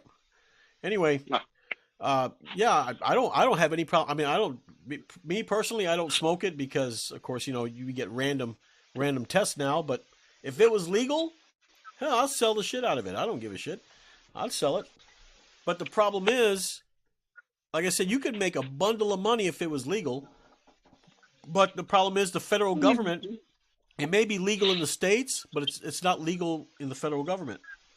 So they can still put you in jail and shut you down for they can. Possessing marijuana, even if you're in a state that legalized it. So you're screwed. Federal either law way. becomes state law. Right, you're screwed either way. So as long as you But how many come out and admitted that they've smoked marijuana? they didn't inhale though. That's the thing. They didn't inhale. So. Who was it? That was they didn't have sex with a fat intern. Right. That was Bill Clinton. Clinton, Clitnon. Clinton. So him and that hot wife of his. That hot wife of his. Yeah, and homosexuality probably doesn't affect anybody in the president's office. I mean, he'll just ask Obama. Back when he was Barry Soetoro. Okay, obviously, taking the balls deep doesn't affect your presidency either. But do you really want somebody doing it? It has to do with a conversation. What? What does butt fucking have to do with this conversation? Absolutely nothing. No, it's things that you're saying don't affect the presidency. Well, yeah. We'll say that Clinton didn't. He got a blowjob in the presidency. He didn't affect anything. He started a blowjob. He did. He opened his own blackmail. Yeah, well, he's a multitasker. He's busy. He's a busy guy. He needs to get himself, a little blowjob on the side while he's signing the papers or something. Give the guy some slack. What is he got a wife for? Not that anybody would want to get a blowjob by a woman. I would. But I mean, well, maybe you would. But I'd be afraid of having her teeth come off, and you pull it out, there's still teeth in it. Well, then she gets a gum job. Coming from gumming. But look, Bill Clinton's blowjob did nothing to, as far as him leading the country. It didn't involve that. There's nothing. It didn't impede it didn't impede his ability to run the country. 8 years of a roaring economy and peace. No, it wasn't. And the man must be punished. Yeah, it was. No, it did affect the economy was awesome. When Bill Clinton left office, we had a surplus. When George Pussy Bush went in there, he made it a deficit. So yeah, it was a surplus. Because we got attacked on 9/11. I mean, the 90s was the best when it came to economics. The 90s were the best. Well, no, because you're forgetting how he paid off all of our red line. He didn't pay it off by cutting costs. He didn't cut it off by cutting spending. He paid it off by raising taxes. You're happy about that? Well, he paid it off, didn't he? Oh well. Hey, he paid it off, but we were broke. We were broke, but still, we were debt free. Hey, I would rather be debt free and broke. I would rather be debt free and broke than to be full of money and having to pay tons of taxes. No, thank you. Yeah, but that's a personal view. We're talking about a country. Yeah, how would you like to be in debt because you had to pay high taxes? Yeah, Hey, country's because out of debt, but what about you? You had to pay for the mistakes of that crappy politicians. Well, who are the That's not a people? good thing. Who are the dumbasses that are voting them into office? You two. I never vote for anybody that wants Look, to attack. this is the reason why. This is the reason why I don't vote, because when shit like this happens, I can look at you guys and go, see what you idiots did, and you're gonna go, well, you didn't vote. Yeah, exactly. I didn't cause that problem. You did. But So, I could just say that we're the idiots that did it. We voted for the other guy. How's that our fault? no, well, it's still your fault. Possession is 8/10 of the law. That's how it goes. That's how it goes. But like I said, marijuana, they can let them grow it, let them sell it. Just don't mix it with anything. If you just, I mean, medical marijuana is one thing, because I've heard that medical marijuana can help with cancer patients when they're going through chemotherapy. They can, it helps take away the nausea and everything else like that. So it helps too. But the federal government doesn't look at it that way, because they are in the pockets of the big corporations, especially corporations like the Dow Jones, Dow Jones and Georgia Pacific, and these paper companies that Pharmaceuticals. Well, I'm talking about hemp and marijuana too, but yeah, the paper companies, hemp was cheaper to produce, so they had them come up with this law to ban marijuana, and of course it was because the black entertainers back in the day were smoking it, so we couldn't have that, because black is criminal according to them sometimes. So well, yeah, that was hemp rope and stuff to begin with, and it just kind of migrated. Oh, it's a bad drug. It's really not a bad drug. Like I said, I'm not saying it's bad. All I'm saying is, what are going to be the long-term effects of this? The short-term effects are going to be great. We all get to smoke pot. We all get to get high, laugh a little bit, right, and then sleep like a baby. Nothing wrong with that. But what are going to be the long-term effects of this? People always look at the short-term, but never the long-term. That's the problem with society today. I remember there was this meme that was floating around. It had a picture of Hillary Clinton on it, and it said, this is back when she was being investigated by the FBI for her email thing before the election. Somebody was passing this around, and it said, if you're under investigation by the FBI, then you shouldn't be allowed to run for president. Share and like if you agree. And anybody thinking on the surface or short term is thinking, hey, that's great. Let's do that so Hillary can't run. But unless you dig deeper, you're going to realize that next time Trump runs in 2020, they're going to say, hey, you're under investigation by the FBI. You can't run. Oh, hey, you lost. Well, it's okay. You know what? We didn't find anything, so we're going to release you from the investigation. They have just now used that law to control who gets voted into office. It can be abused.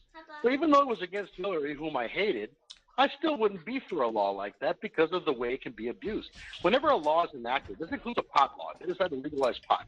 right. They have to look at the long-term effects, and they have to look at how can this law be abused, because it will. They'll find some loophole in it. Laws aren't even made unless somebody does something wrong. There were no computer hacking laws, back in the 1800s, because that crime had never been committed yet. A crime has to be committed before a law can be made. And it's not perfected until people start finding the loopholes in it, and they start closing the loopholes, and they start perfecting the law. So without looking at it long-term and without digging deeper into the possible effects, I think a study like that would need to be done before it's legalized. But I don't have any problem with anybody legalizing it. Just, we got to look at the long-term effects, good or bad. I like the stuff myself. I've smoked it. I like it. I got no problem with it. But I still don't want to see it massively done. Huh? Did you inhale? Do what? Did you inhale? Do I inhale? Oh, absolutely. Absolutely. I got wisps of smoke coming out of my ears. I smoke. Yeah. Don't get me wrong. I like the stuff, but he rolls down he rolls down the car windows and the smoke just billows out. Yeah. Smoking the big Marley, Right. But I don't want to see it. I don't want to see it completely legalized if it's going to bring the country to a grinding halt in one way or another. Not completely, but like in one area or two areas. Or if it's going to cause a problem, then it shouldn't be. But if it's not going to cause a problem, and not anything long term anyway, then by all means legalize the stuff. It'd be nice to be able to buy it at a local Stripes or a Circle K, instead of having to, go find some dealer, that charges you, 3 times more than it's worth. Right, and plus, when you get it from a dealer like that, you don't know what he's laced it with. Yeah, what he's done to it. You don't even know this stuff is real. It could be oregano for all you know. And then what are you going to do? Go back and bitch about it? So you can get shot? You know what I mean? Right. I mean, go to the. You're stuck in a situation like right now. Go to the cops and tell them that some guy jack you for your weed. I mean, come on. Gave you some phone. I bought a lid of weed, of grass, and somebody ripped me off. Really. Right. A lid. Hey, Mike, up there in the north, how's the problem with marijuana there? It's really bad up here. Is it? Do you think it should be legal there? Do you think it should be legalized? No, absolutely not. Why not? It's causing all kinds of problems. What area of the north are you from? The northeast. What kind of problems is it causing? People can't drive when they're on it. Well, that's not a problem. That's a matter of choice. Well, no, that is a problem if you cause an accident. That is a problem. Yeah, but that's also like against the law. So I mean, people that choose to break the law, they should be, arrested or whatever. Or whatever. Well, yeah, it's a problem that wasn't before. A problem would be like if you're insane when you're driving while you're insane, Right. Well, what other kind of problems does it cause aside from just the driving issue? Well, he's having phone issues. His call got dropped again, so he'll come back on. But yeah, he keeps. It's not us. It's not our phone. It's his. So, but well, see, there's one man's opinion, and even he's saying that there's problems being caused by it. It's not even legal there, I assume. I was going to ask if it was legal, but he's not on.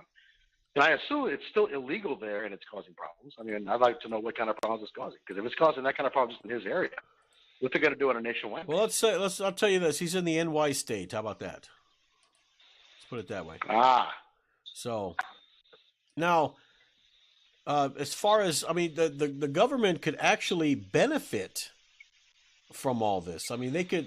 You're looking at probably, and I'm just guessing here, in the billions. I mean, they could be making a massive profit in taxes with marijuana. It could be anywhere from one to $5 to $10 billion. They could pay off all kinds of debt with that. If they legalize it. They could buy all kinds of dapper Dan. Yeah, if they legalize it, why sure. would you want that? Why would you want debt eliminated? Come on, Bruce. I mean, come on. Debt eliminated. Why would you want to be the one to pay it off? Is my point. We're paying it off. Why would you want to be the one to pay it off? They backed up the bill. Let them start spending. We're paying it off now. Where do you think our taxes go to? Not to pay it off, they spend it. We're still in debt. Don't forget. It's going to be a little bit before that debt starts coming down. That's just the nature of things. People don't. The debt doesn't just go up and then just sharply start coming back down. It doesn't work that way. It's going to take a little bit of time for policies to start working and the debt starts coming down. There's no doubt about that. But I mean, you want to tax marijuana? Fine. They're trying to tax the internet. Right now, you can buy across state lines and there's no taxes. They want to tax that. They want to tax everything. I don't think they should be taxing everything. They want to dip their fingers so they can get more money to just spend it on a bunch of bullshit, to spend it on some test to find out if rats have orgasms or some bullshit like that. That's what they're spending all this money on. All that pork spending, man. That's what it is.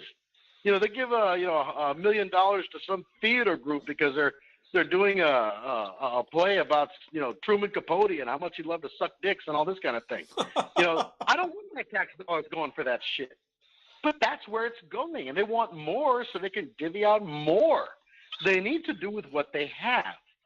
Cut spending in all those areas, cut all that pork out, all that crap, what was it? There was one thing I heard about where they were like investing money in some companies so that people could be happy about the cars they bought. happier with the cars they bought. Some program. As a I'm guy, like, why the hell would you do that? They like the fucking car. That's why they bought it. as a guy was, Why would you spend money on that? as a guy was being whisked away, he's like, invest in money markets.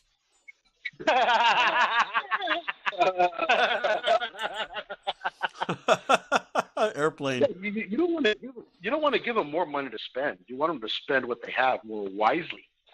You don't want them to start taxing more. It's not our job to pay off the debt. It's their job to pay it off by cutting spending. That's the way. They're not going to cut spending. You know that. They're spending more and more now. It's out of control. I know they're not going to. Way out of control. It is out of control. Oh, it needs to be brought so you're down. saying that the Trump presidency is spending money is out of control. No, that's not what I'm saying. I said the government. I didn't say Trump. Well, what do you think Trump I didn't even is? say Obama. Trump is the government. He's not the government. No, Trump's not the government. Trump is one part of the government. He can't do anything on his own. He's not a dictator. He has to have the approval for just about everything he does, with the exception, of course, of executive orders. He's got to have the approval of everything he does go through Congress. And if Congress doesn't want it, he doesn't get it. That's the way it works. He's got to figure something else out. But he's not a dictator.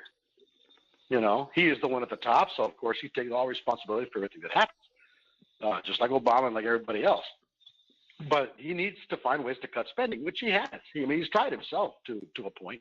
He doesn't even accept a paycheck. His paycheck goes to charities and it's even gone back to the Treasury Department. He's not taking a paycheck for what he's doing. He negotiated a smaller deal for the new Air Force One, saved hundreds of millions of dollars on that when he's getting the same plane because people take advantage of the government. The $100,000 for a hammer, $10,000 for a toilet seat. That's just their way to get money out of the government because they know the government will pay it. There ain't no reason to spend that much money on a fucking hammer. I don't give a shit if it's made out of solid gold. It's not fucking worth $100 million, $100,000 for a hammer. That's where the shit needs to be cut. Yeah, Somebody needs to go in there and if the plane is cheaper, don't you think they would cut corners? No, it's already built by the lowest bidder. The space shuttle was built by the lowest bidder. So they cut corners everywhere. It's going to happen anyway. Why pay more for cut corners? Pay less. Now, there's remedies to all this stuff. Just nobody's willing to take the step to do it is the problem. Well, until Trump, anyway. Trump's taking a lot of steps to cut spending. I got to give that man a lot. Give him your virginity, Bruce. Give him the whole thing.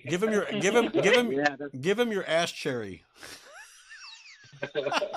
My ass cherry, that's private. That's none of your business. Don't worry about my ass. Right. I'm saying that's the right man. You guys are weird.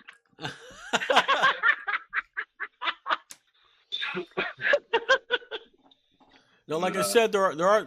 I've been looking at some websites and they're saying that this marijuana or this oil that's coming out of the THC or whatever, it's all gonna cure cancer and all this other stuff. So I don't know.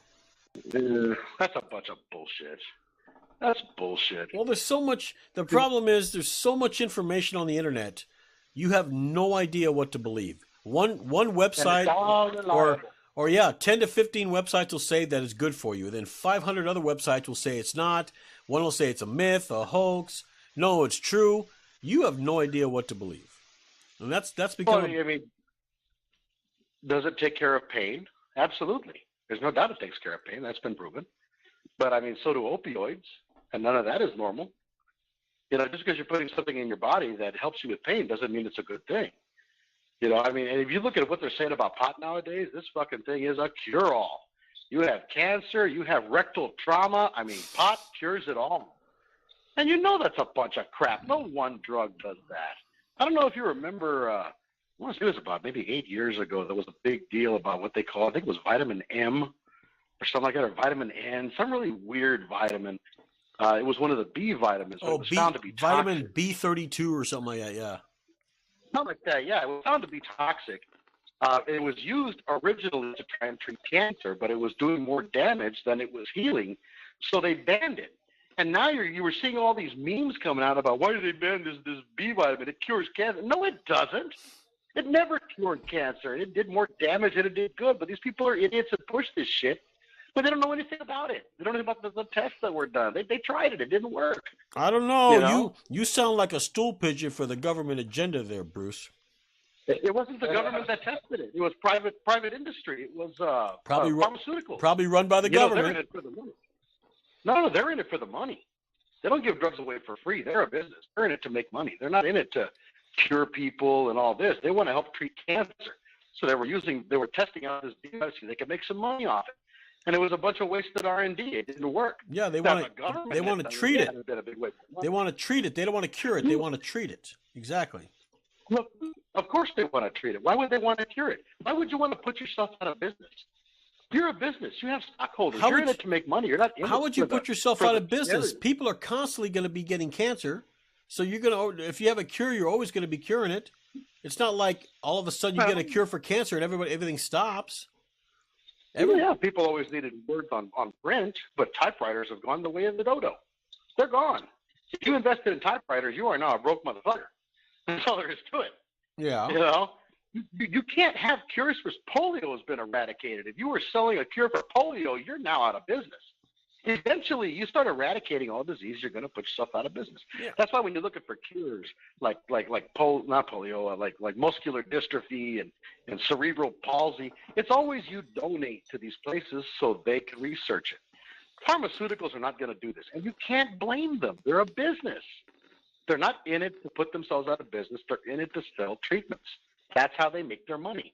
Every business is in business to make money, not to be a charity. That's just the way it works, and there's nothing wrong with that. That's free enterprise. You want a cure, go somewhere else.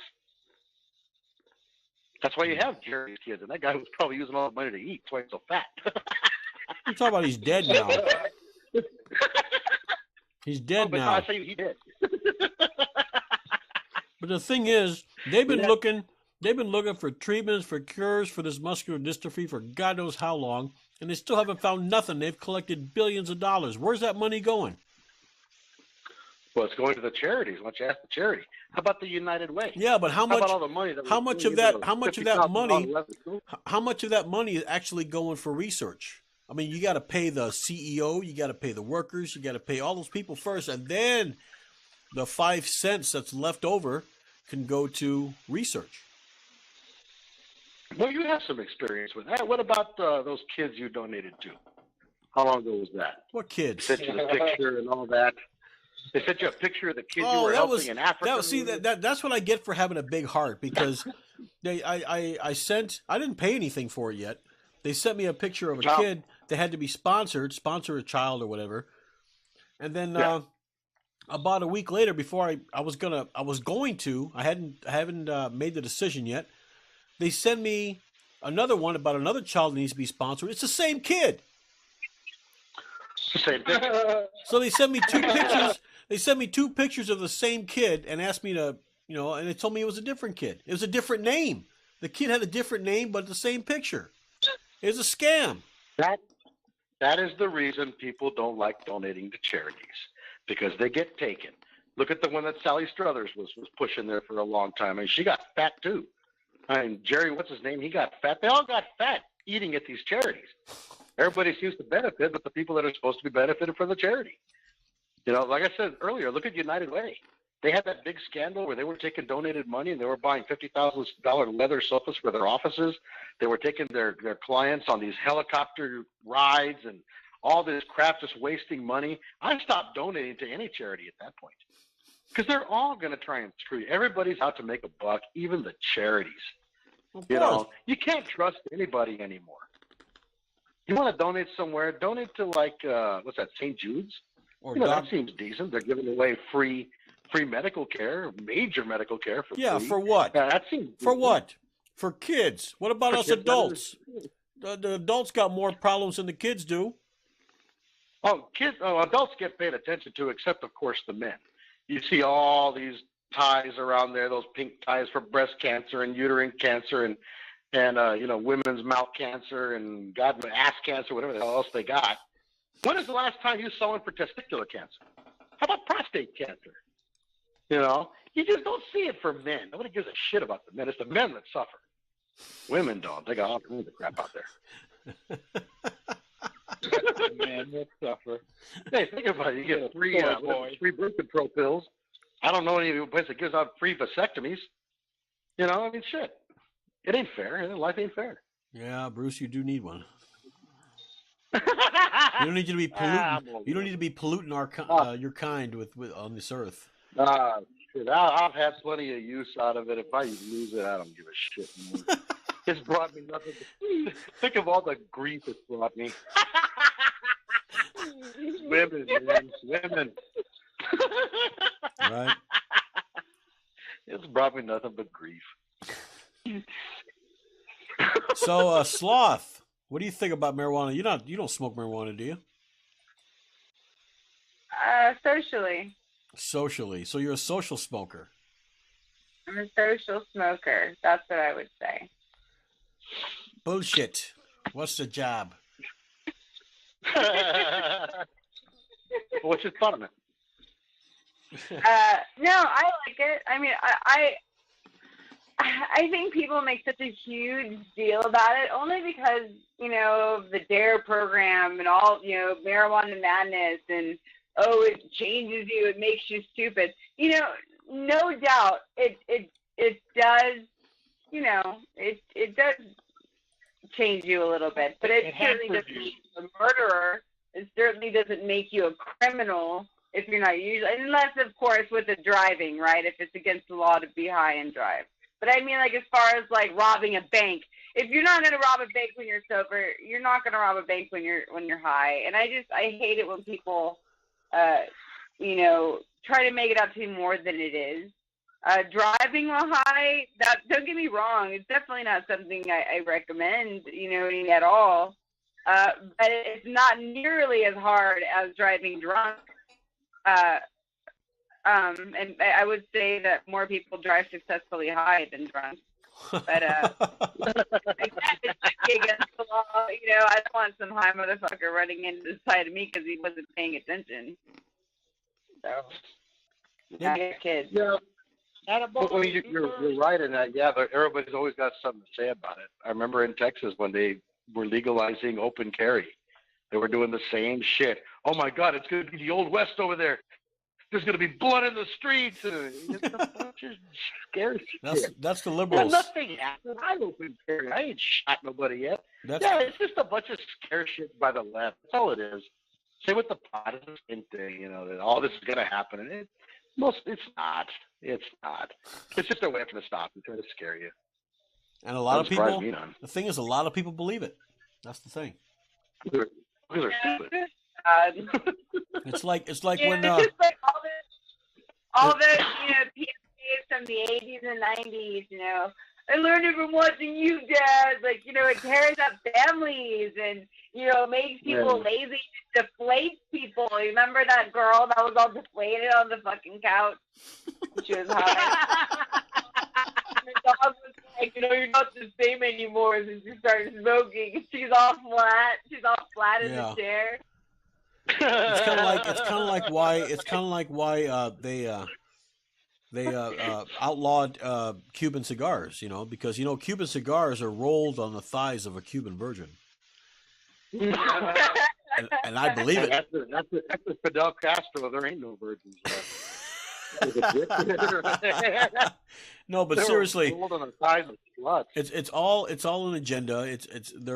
They made it illegal for a reason, and like I said, the reason is corporations. I'm telling you, it's corporations. There ain't no conspiracy theory. It's just corporations. They don't want it. The government does what the big corporations tell them to do. The owners of this country. You know, what's his name was right. What's his name? George Carlin was right. There are owners, and they do own us. That's the problem. And they're when they say jump, we say how high, sir? Hey, it's Big Mike. I'm back again. Okay. So yeah, Mike, my phone, my phone is really. Yeah. It sure is. There you went. It must be one of those track phones. You must have one of those jitterbugs. Jitterbugs. Kind of reminds me of that Wham song, Jitterbug. But yeah, Whatever happened to the other guy from Wham? I have smoked it before, and I mean I don't do now, but I wish it was legal. I really wish it was. I mean, like I said, how many people have died from cigarette smoking? I think they say 300,000 people a year die from cigarette smoking, as far as lung cancer and all that other stuff. And how many people have died from marijuana? None. Is there a study for that? Nobody. I mean, is there an actual study for that? Yes, there was an actual study, actually. Put out by who? I've never heard of one. Well, there must be some. As they said in Willy Wonka, there are many, many other important things. Right offhand, I can't really tell you, but I'm sure there must be something important than this.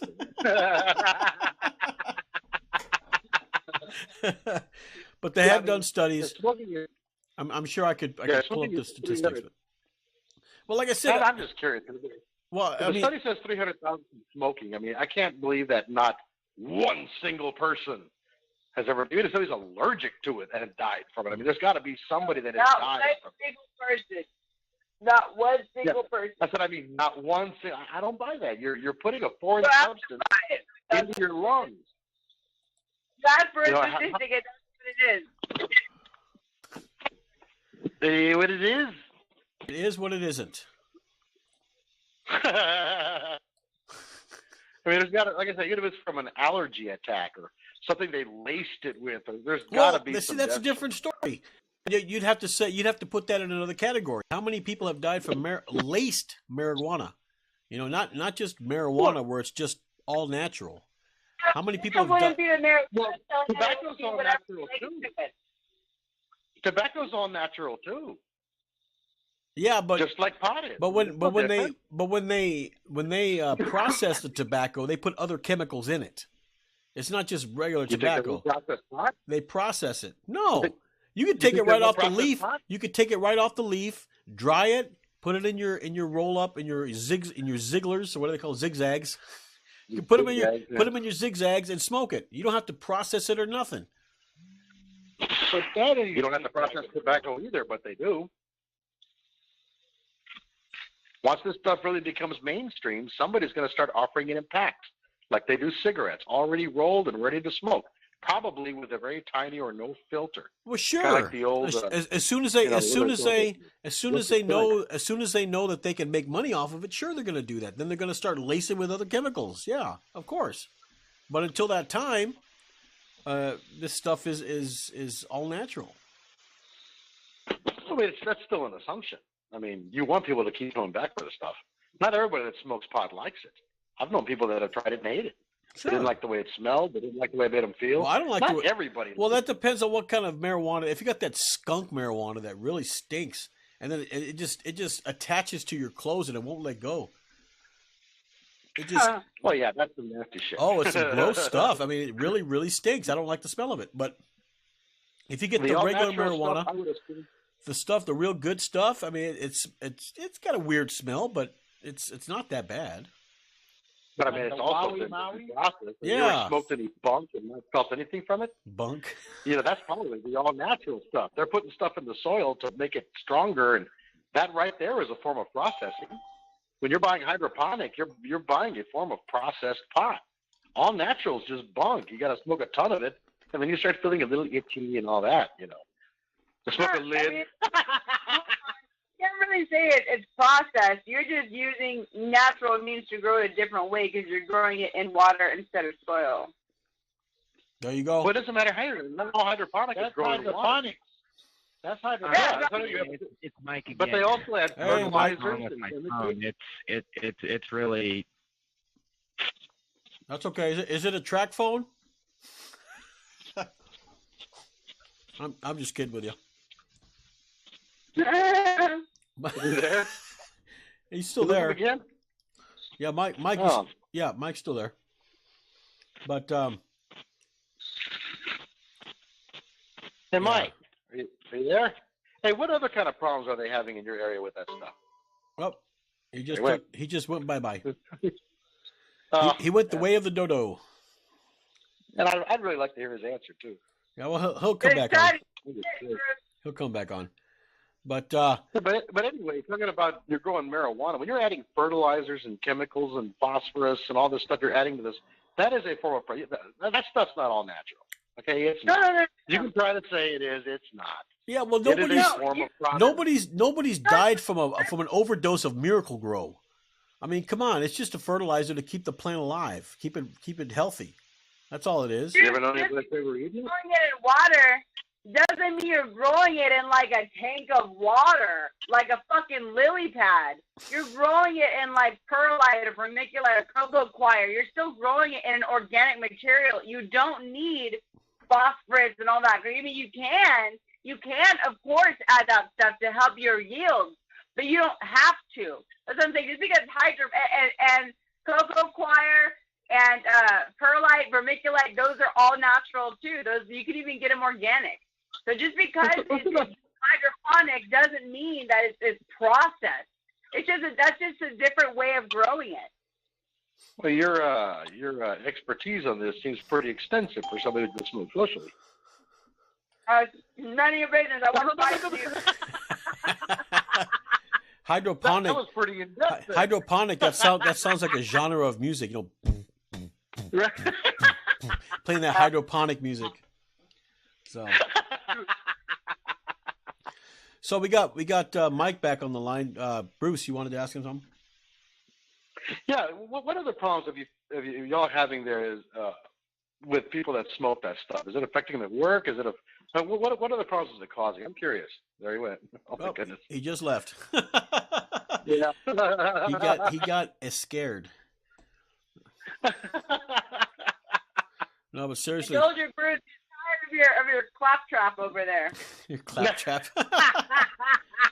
Now, while he's getting back on, let's move to. I have a segment called you've heard of the smoking gun, of course. Yeah. There was a lady who calls herself Zobrist, and it must be, I don't know if that's her last name or what, but she was busted for dancing naked outside of a Waffle House and then licking a man's face. Oh. Maybe he had syrup on his face. Maybe. Was she hot? Well, if you're on a computer, you can see.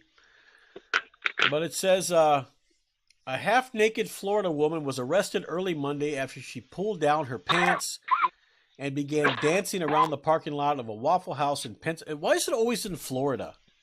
You know, Florida always gets a bad rap when it comes to It's God's crime. waiting room, man. They're all waiting to die and shit. They're all old and senile. They do stupid things. No, this woman, she's probably like, she's 38. It says before her performance ended, cops report that Freedom Rider Zobrist, 38, sought to grab the genitals of a restaurant manager before licking the man on both sides of his face. So she would have to be ugly, otherwise we would have enjoyed it. Okay, we got a 570 number, and we'll see what it is here. I don't care what you look like. If you were half naked outside a Waffle House, like Hello? I don't want with mouth all over my face. Right. That's gross. We got a 570. Yeah, she could have herpes in the throat or something. Right? Yeah, that was like licking all over your face. And people think you got rosacea and you really got herpes of the face. It says when Zobrist first asked to leave the Waffle House property, she became verbally abusive and alleged threatening to retrieve a firearm and shoot workers and restaurant patrons. So basically, she's been charged with multiple crimes, including assault and lewd and indecent exposure. She's been held in the Escambina County Jail in lieu of $800 bond. So basically, she's you can't allow yourself to be naked in public. It's one of those rules that you were born naked. You're probably going to die naked, but you can't be naked while you're living. Yeah, unless you're at a nude beach. Unless you're at a nude beach, exactly. And like, a nude beach, sorry. But oh well, you can't have your twig and berries hanging out. flopping around for the world to see. And Nobody wants to see your. And of course, the women, you can't be gaping as you're leaking. Drippy. Sicko. All right. Now this next one is kind of a weird one. It's a guy named Wesley Scott. And Wesley Scott, it said the title is "Man Denies Ownership of Syringes Found in His Rectum During a Jail Strip Search." So this man had syringes, needles in his rectum, but of course they weren't his. You know the old saying, "Oh, what are these, sir? Oh, but those aren't mine. I'm just holding them for a friend." I know whenever I carry somebody else's needles in my rectum, you gotta be extra careful. Isn't that supposed to be used for needle storage? We use it as luggage. I think that we're the only species of animal that uses their ass as tourister luggage. We're the only ones. Oh, you can't find a place to put it. Just stick it in your rectum. That'll hold it. I know monkeys stick stuff up their butt, don't they? I don't know. What? Don't monkeys stick stuff up their butt? No, they sniff their own butts, but I don't think they stick things up there. Maybe a finger. Maybe a finger. Yeah. Okay, maybe that's what I'm thinking. Maybe a finger. Okay, I'm with you. And then they kind of sniff it or something. I don't know. Okay. Well, it says a Florida man denied ownership of. The guy had three. I hope they had the cap on him. He had 3 syringes removed from his rectum after a strip search at a county jail. Of course, the guy's 40 years old. It was early Friday, and he had an outstanding warrant charging him with drug possession. So basically, okay, you got to put 2 and 2 together here. The guy, drug possession, and they found needles in his asshole. What does that tell you? Well, it's possible the stuff wasn't his. I mean, it could have been like maybe he was renting out the space or something.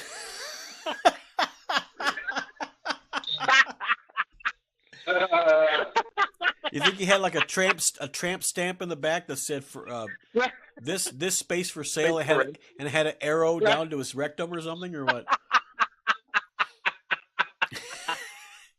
You never know. Now, that's not right. Now it says here, Scott denied having any illegal items concealed on or in his body. Of course he's going to deny it. The guy knows he has drugs. He knows he has syringes. You think he's going to say, "Yes, officer, that's mine. I take full responsibility for it"? Of course not. I'm holding it for a friend. They never do that. They're not mine. I guess somebody must have slipped him a sleeping pill or something and then shoved those things up his rectum while he was asleep or something. Okay, yeah, nobody ever.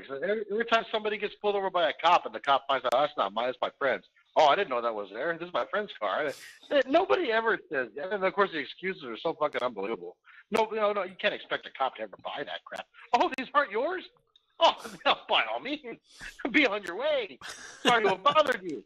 Yeah, I mean, that's just not going to happen. But yet they continue to try. I find that so funny. So the ridiculous excuses these people come up with.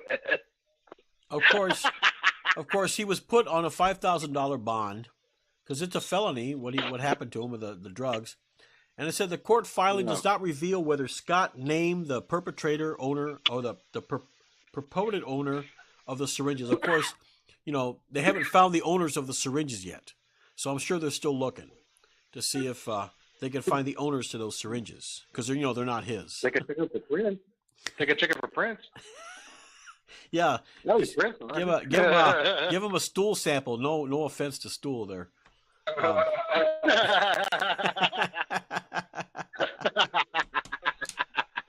Right? Hey, that's friendship though, right there. You're willing to hold something up your butt for someone else. Yeah, I mean that's a true friend. A true friend will stick things up his ass for you. Yeah, you got no place to put that? Hell, put it in my ass. We're friends. Right, just put it in there. there. That's what the golden boy was doing.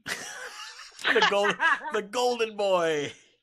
Oscar de la Oh, yeah.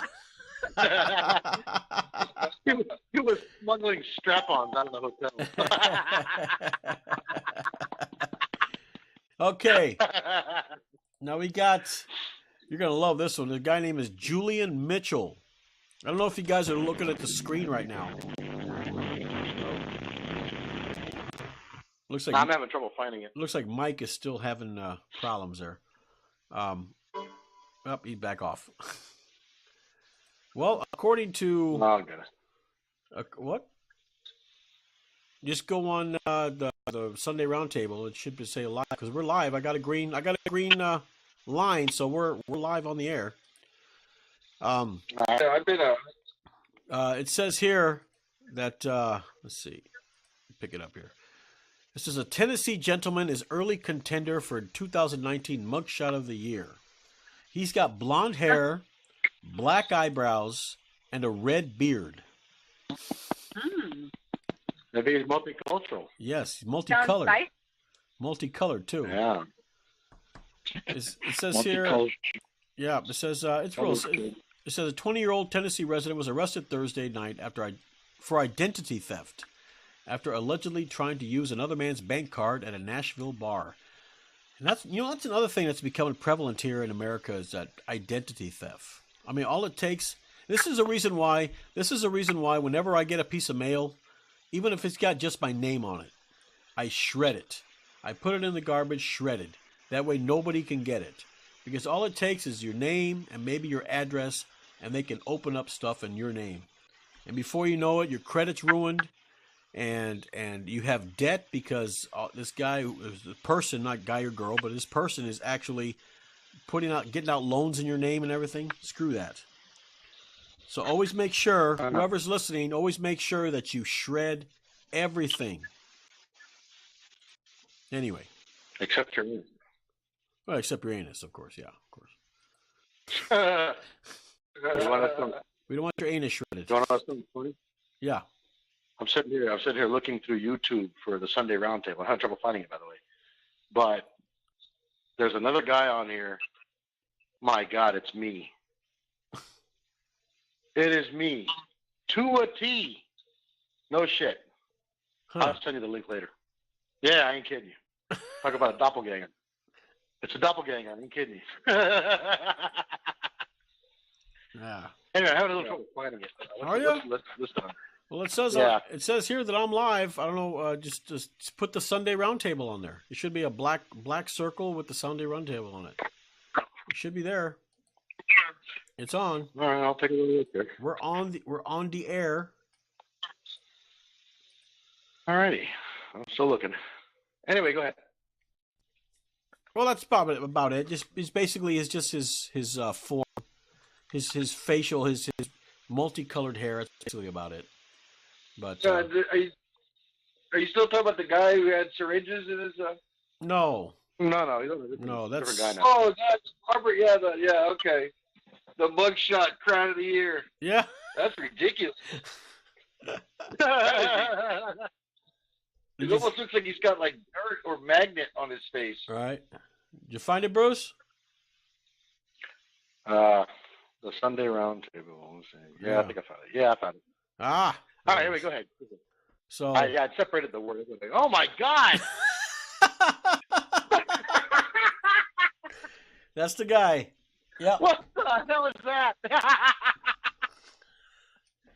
That's an it. That's an it. Yeah. Jesus. Yep.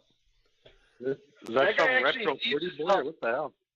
He leaves his house thinking he looks good. You know what I mean? Yeah. Oh yeah. Guys are gonna love. The women are gonna love this. They're absolutely jealous. They're absolutely gonna love it. They're gonna love it. All right. Yeah, that's pretty much about it with that. So, like I said, with kind of do like some final thoughts here, like with the blackface. You got any other thoughts that you might want to talk about, guys, gals? I don't see any problem with blackface. I don't see any problem with dressing up like somebody of another race. I don't see any problem with any of that. I think anybody that's making a big deal out of nothing is not paying attention to the real problems. You know, I guess they're focusing their attention on trying to eradicate racism from this country. It's never going to happen. As long as people have the ability to love and hate, then it's never going to happen. You're fighting a futile effort, you know, against a subject matter that's just not possible to defeat. And you're wasting your time, you know. There's nothing racist about it. I don't think when these guys are putting on this makeup, they were saying, "Oh man, I hate these people so much. I'm going to dress up just like them." Yeah, that doesn't come across to me like that. You know, if anything, it's probably honoring these particular people that they're trying to make fun of. Look at Al Jolson and some of the others. I don't see an issue with it. There's too many things people are calling racism that have nothing to do with racism. It's just a bunch of crap. It's just a way to control your speech. That's all it is. Those are my thoughts. What are your thoughts, Stool? Yeah, well, I don't know. I think it's hilarious.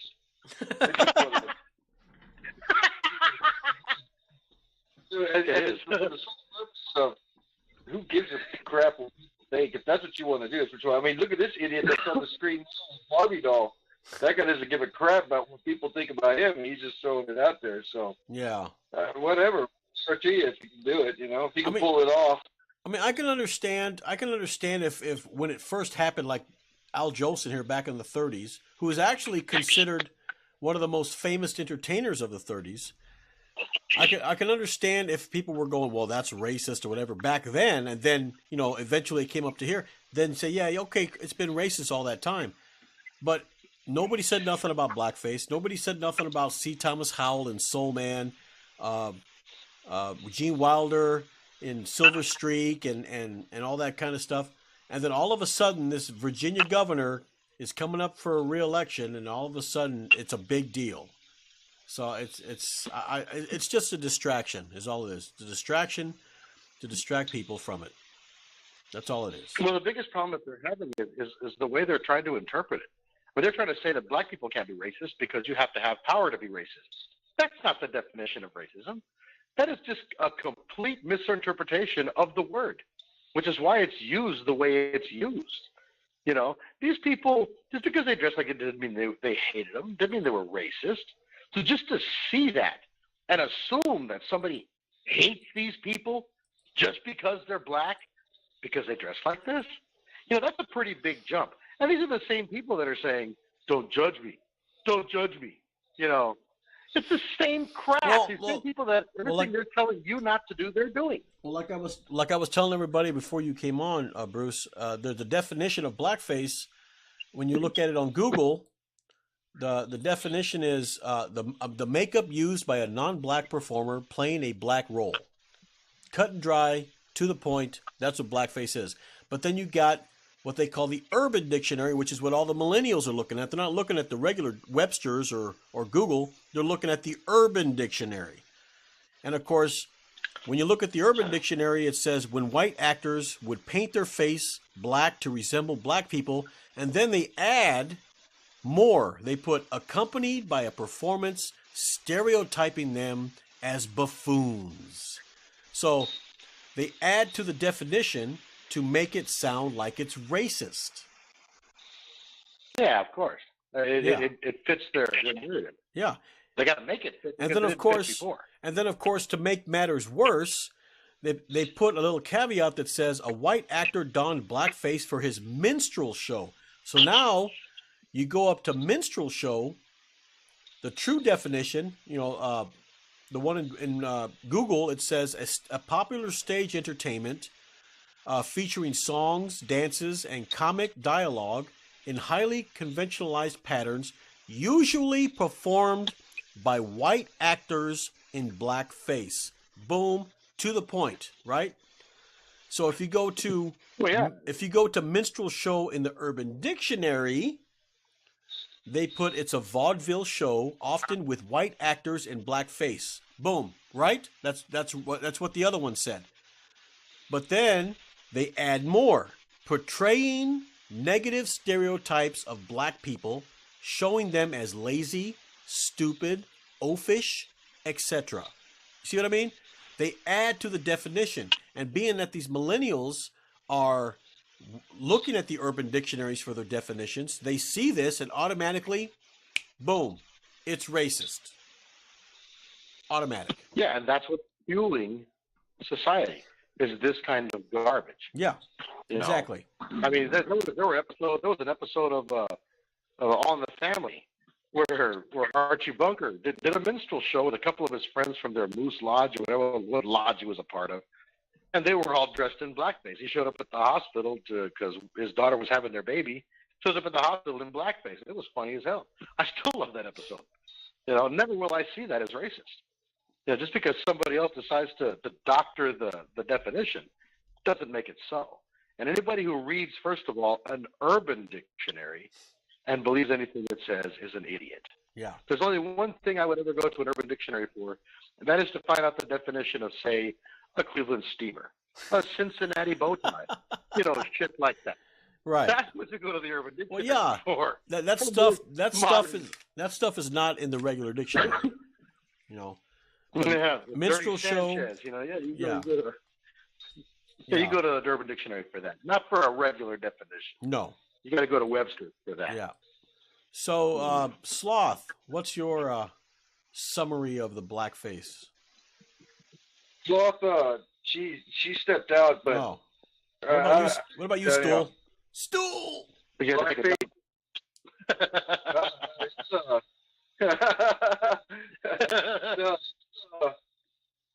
No, you know, like I said, I saw the Al Jolson a while back, and I don't know, man. I think it's funny. That's all. If you think it's funny, then watch Al Jolson, a song called "Mammy." It's hilarious. Yeah, and the song was meant to be funny. Yeah. So you're giving it exactly what it was. I found it fun. I know what you're talking about. It is a funny bit. Check this out. So the show I was watching, it was kind of about him and how everything was, but really what they put out there was the reason why he was doing it. And this documentary was made, I think, in like the 90s, early 90s. So it was an older documentary about it. And they had said that what he was doing was he was making people not be afraid of black people. You know what I mean? So as long as white people aren't afraid, they wouldn't. They would be able.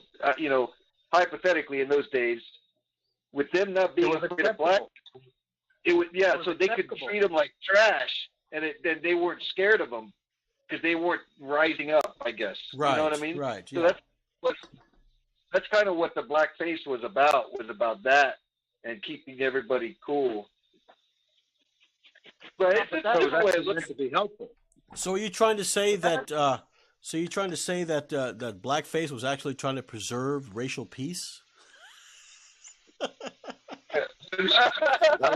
was the intent. That was the intent. I didn't think that. I thought he was. or should I say race relations? It was trying to preserve race relations.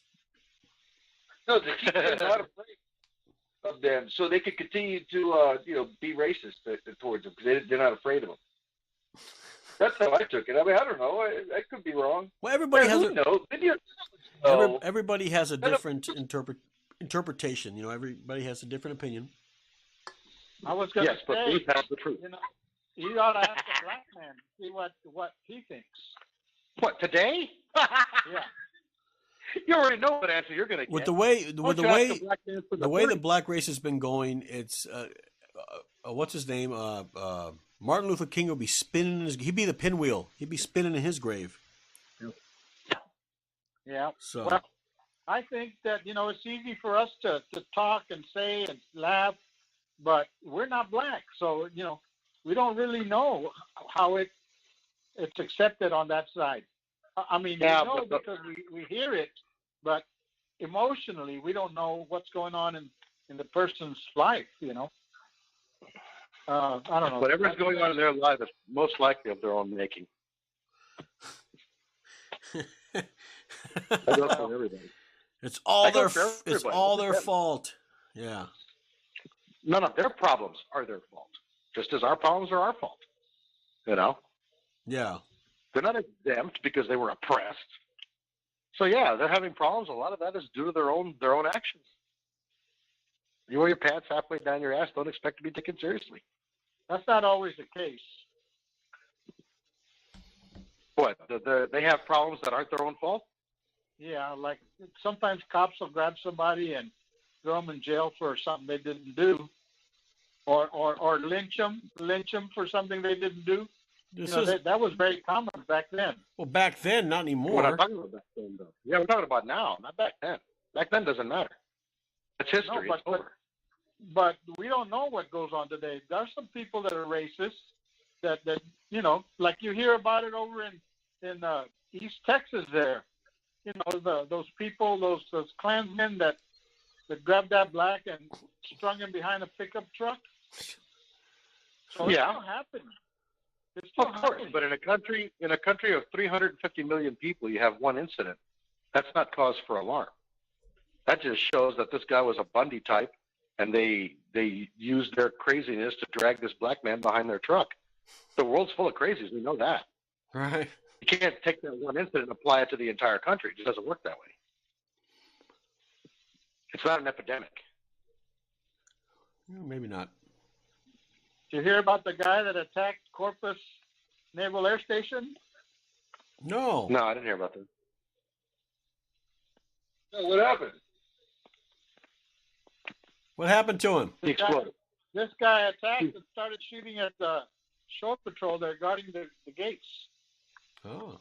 He exploded? No.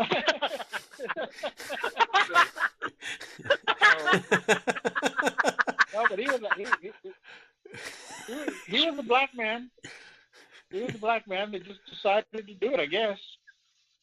And of course, they're going to make him. They're going to make him out. They're going to make him out to be the victim. He. Well, of course. He was a product. He was a product of his environment. He lived in a bad neighborhood full of crime and drugs and everything, and so he couldn't help it to be programmed to that. That's how they're gonna spin it. So. Well, of course, they're going to be shot at probably white, but they won't charge him with a hate crime. Oh no! They would if it was the other way around. You already made up your mind up to that. Well, no, this is just what's typical. That's what happens today. That's always what happens today. Have you ever known a black man to be charged with a hate crime when they commit a crime against a white? But whenever a white commits a crime against a black, it's an automatic hate crime. You want to talk about equality? There's no equality there. I mean, hate crimes legislation, first of all, is bullshit to begin with. You can't charge somebody for what you think they're feeling. That's a bunch of crap. Well, but the fact is, it is. What? Obviously, they can. Well, I mean, they are. It's not right, but they are. Right. They're charging you for what they think you felt hate over it, and so they're charging you for that. They don't know what the hell you were feeling. So, I mean, it's bullshit legislation, but I mean, what you just said about what this black guy was probably, that's what happens every single time you watch the news and they talk about some black guy who ended up being the victim in the end. So it is logical to assume exactly what you said. Well, if it ends up being different, then it ends up being different. Yeah. But what you said is logical. But it's like I've seen some video where it shows they show a black suspect. He's on trial, right? He got caught. He murdered a white family and raped the daughter and murdered everybody. And then when they find the guy guilty and sentence him to life with no parole or whatever, his family is screaming and yelling, of course. And then they're looking at the family of the murdered victims and telling them that they hate them for what they did. Obviously, they didn't do anything. It was their black relative that did the crime. Why are you hating on these people for being victims? They're not victims. Well, they are victims. Yeah. Their family were victims, but they're making them sound like they had some cause in getting their black kid arrested. Well, yeah, he's a fucking murderer. What do you expect? He needs to be brought to justice. Yeah, but they're not responsible. Well, no, they're not responsible, but they're making it sound like it's the responsibility of the white family to keep track on who gets killed. I mean, you know, they'll probably say that the White family shouldn't have been there when he robbed the joint. They should have just been gone somewhere else. That way they wouldn't have been killed, and their son or daughter wouldn't have been in jail. Basically, is what it is. Yeah, that's the nature of a lot of things. Right. So either way you look at it, they're the perpetrator, then they become the victim at trial. It's the way it is. So. Yeah, there was an incident locally. In fact, with one of my friends. You have one friends? Of my friends, longtime friends. Yeah. Not very many. Go ahead, keep going. But I choose to keep it that way. Well, one of their cousins got caught up in a drive-by shooting around here.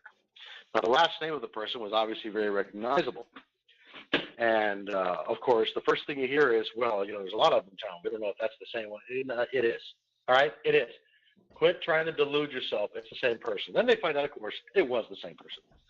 This person shot an AK-47 into a car in a drive-by shooting, killed a guy and a girl and a kid inside of this car. I think that's what it was. It was a guy, girl, and a kid. Killed him inside the car. Of course, got caught. And he goes to trial.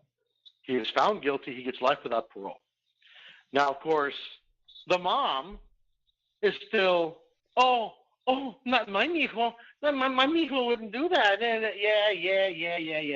There was like a ton of overwhelming evidence. But not my mijo. No, it wasn't. He was trained. The lawyer fucked him. And like, Jesus Christ. And you almost expect him to hear that. You know what I mean? And they still maintain his innocence to this day. Despite the fact that the bullets, the weapon, it's just unbelievable evidence. It'd be funny. It's just, You'll be even extra torture is when, let's say a person goes to jail, life without parole or whatever, and you put him in a cell, right? And you put a TV in there, like a flat screen 50-inch TV, but encased in bulletproof glass, so he can't touch it, right? And let's say every 10 minutes, they'll just put some random video of some guy having fun, going like this, cracking open a beer, and chugging it and looking at the guy and laughing, or some guy screwing his girlfriend and looking at the guy saying, "You're never going to get this because you got life without parole." You know what I mean? And just taunt the guy, just taunt him. He can't shut the TV off because you can't get to the buttons. So he just sees all these videos of people having fun and partying and something he'll never be able to do again. I think that's more torture than anything else. Yeah, I think it called it the LWP network. Life without parole. Some girl's gonna show off her tits and just kind of brings it down just to the nipple, then puts it back up and says, "Nope, you ain't getting none," and walks away. It's like, just teasing. That would be awesome. Yes, it would. Yeah. All right, so. There's a live feed of their cell while they're doing it. You can watch it on TV on Hulu. Yeah. Watch them squirm. They're badass. Okay, so now your final thoughts on the genderless alien. Stool? Oh, yeah. All I got to say is someone messed that kid up at an early damn age. Seriously. I think so. What about you, Sloth? Hold on. So nowadays, it's kind of the weird thing. Back in the day of the 80s, 90s, people like that were considered weirdos or mentally unstable people. Okay. You know what I mean? Yeah. Then now it's like, it's just to let him express himself. And there he is walking around just totally mentally unstable, man, this guy. He has to be. All right. What about you? Yeah, like that dude. Yeah, Sloth, go ahead. Oh, no, it reminds me of that dude that had his face altered to become a cat. Remember him? And then he committed suicide? No. Like, as much, just because, there was this, he even had it to where he could screw in, if I recall correctly, he could screw in little whiskers in and stuff. He had teeth, like fangs. His eyes were like cat eyes, and he had his top lip split like a cat. Like I mean, he went all out to be just like a cat. He was a cat guy, and then he they wanted committed suicide because he yeah. wasn't accepted. You know, well, I mean, you know, just because something is a mental illness, you know, it doesn't mean that person is, you know, dumb or gross. It just means that they have something they have to work on. But people just don't want to admit that it's a mental illness. They just want to say, oh, they should be accepted just the way they are. It's like, well, they're obviously not happy just the way they are, and they're still committing suicide in crazy numbers. Well, that just means you more. know, transgender. That just means more food for us. That's true. Steak fall on my plate. That's right. Every time somebody commits suicide, steak falls on my plate. Yeah, like transgenders commit suicide is like a crazy, something like 30 or 40%, something nuts like that. But instead of giving them help, people just want to accept them just the way they are. Yeah, it's obviously a problem. Yeah, I will tell you though, the pretty good argument is that Jazz Jennings from I Am Jazz. Have you seen that girl? I've heard about it. No. Yeah. Yeah. She was born a boy, but ever since she was like a baby, like she was like a girl, and so her parents, you know, and her were convinced that she had a girl brain and a boy body. So they had her on hormones or suppressors or whatever from when she was really young, and she's one of the only cases like that. But then what happened is she was on these suppressors, and then her pee-pee never grew. So then when it came time to turn it inside out to make the vagina, they couldn't do it because it was only like 3 inches or 4 inches or something. He was like 17. Isn't that normal? How old is the kid now? No, he's 18 now. I wonder if he loved what his parents did to him. His No, parents. to be honest with you, no, when I tell you this person is a good argument, I mean when you look at her, like that is an 18-year-old girl right there. That is what you're looking like. When you look at her, listen to her, the manners, even the body, because she was on those hormone suppressants from when she was young, she grew just no Adam's apple, you know, smooth. I mean, she's an 18-year-old girl. Like, she's a girl. And her mind is like a girl. She's just like a girl. And it's like, as much as I personally don't agree with it, I mean, this person, it seems to have been the best option for them. But I think that's a really rare case. And I feel like they really like to throw that gender-neutral crap around. I'd have to disagree with you on that. I think that person turned out great because they were started in that crap when they were a baby. If they had started that crap when they were 12 or older, they would have regretted it. But because they grew up in it, well, it's just normality to them. That's why. And I think if that kid had grown up a boy, he would have been just as satisfied, maybe even more so, having a pecker. No, because there's a lot more things. Like, whenever she goes places, people treat her like a girl. And when she goes out with her other transgender friends that did wait till they were 18 to start taking hormones, and they did wait, and they grew up as boys, they're ridiculed. They look just like guys. They deal with 5 o'clock shadows. They have bodies like guys. They're lanky with deep voices, and they envy her. Like, they envy her a lot. And honestly, she wasn't happy. Yeah, well, I'm sure she's happy with it, you know, at the end of the day. But she had a lot of complications with her surgery too. Like they said, with the first surgery, the face of her vagina just busted off. Like, the face of it just popped. The seams just popped.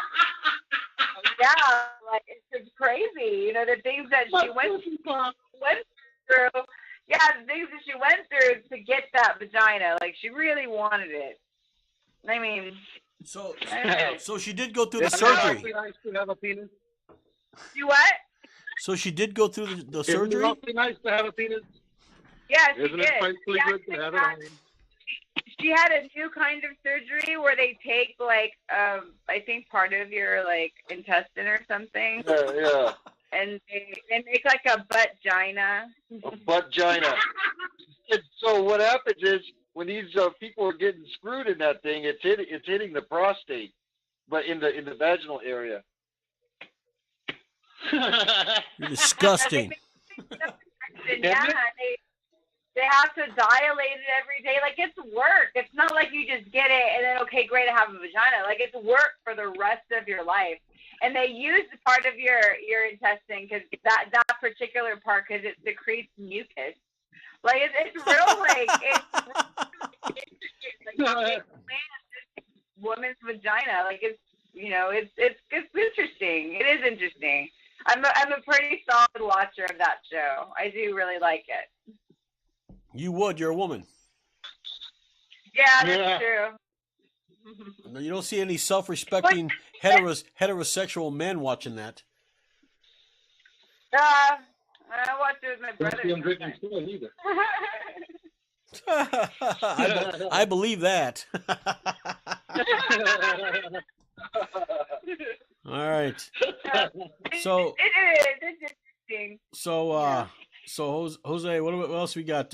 You got one more thought on Vinny O, the genderless alien? No, I'm just glad I'm not him. Better him than me. Better him than me. All right. Now we're going to start off with Sloth here. Your thoughts on De La Hoya? Man, I was real sad. Yeah, it hit. You know, it cut me to the bone, Holmes. Cut me to the bone. Yeah, I felt it. Yeah, well, because when I was like, you know, a teenager, he was the golden boy, you know, and he was so cute, you know. And my mom used to watch boxing, so I would catch him every once in a while. I always thought he was so cute. So when I saw those, and actually just not a few minutes ago, when I saw the other one of him sitting on top of that girl, like, my heart is in pieces. My heart is in pieces. Like the time that, what's his name, shunned me away. What was his name? AC Slater? What was that dude's name? Oh, yeah, like Zickhead. Mario Lopez. Mario Lopez. What had happened to him? My dad had taken us to the Latino Laugh Festival in San Antonio at the Majestic. I don't remember what year it was. It had to be like 97, 98, I think, around there. And it was fun, actually. I really didn't want to go, but it was really a lot of fun. And AC Slater went up there, and I was such a huge Saved by the Bell fan. I was so excited to see him. And my dad had, like, snuck us close to, like, where all the reporters were and all the photographers were. So it was cool because I was right there. And so my dad actually waited to get, like, Cheech Marin's autograph, you know, and all that stuff. And then we waited in the hallway for a really long time because he knew how much it meant to me to meet AC Slater, you know? Right. Well, this motherfucker comes in and, like, comes through the hall, and my dad stops him, and he's like, excuse me. He's like, my daughter, she's a really big fan of yours. Like, she really wants to meet you. And he looks straight at me, looks back at him, and goes, I'm really sorry, sweetie, but I don't have any time right now. And just leaves. Couldn't even take a picture of me or anything. So, my dad was kind of comforting. He's like, well, maybe, he's busy or whatever. It's like, oh, okay. So I'm trying to contain myself. And we're leaving, and we're walking to the hotel, which is right down the way. And as we're leaving, there he is on the street corner trying to cross the street with two blondes on his arm. And I was like, that's what he took off to. That was the pressing engagement that he had, that he couldn't take 5 seconds to take a picture with me. Well, that's what I have just had. That's what I would have done. You're a dick. You met the man? He shunned her. She was crushed. I'm still really bitter about it because I really wanted to meet him. I mean, I supported him through the mullet, through the ballet dancing, through the dumb, shitty acting. I still supported him, and he couldn't even take a picture of me. So fuck that guy. What? Yeah. Were you crushed? Were you crushed? Were you crushed? Crushed? Yes, I was. Cut to the quick. All right, Stool. All right, Stool. What about your thoughts? Out to De La Hoya. Oh, De La Hoya. Are you turned on? Yeah, no, yeah. Like a regular pound dog. I can't. Yeah. No, with De La Hoya, I guess his ass is as big as a quarter size, silver dollar. Hey, don't think that was the only object in there. You know, I'm sure in the past there's been others. The size of a doubloon. A zucchini. Right? You could fit 4 quid in there.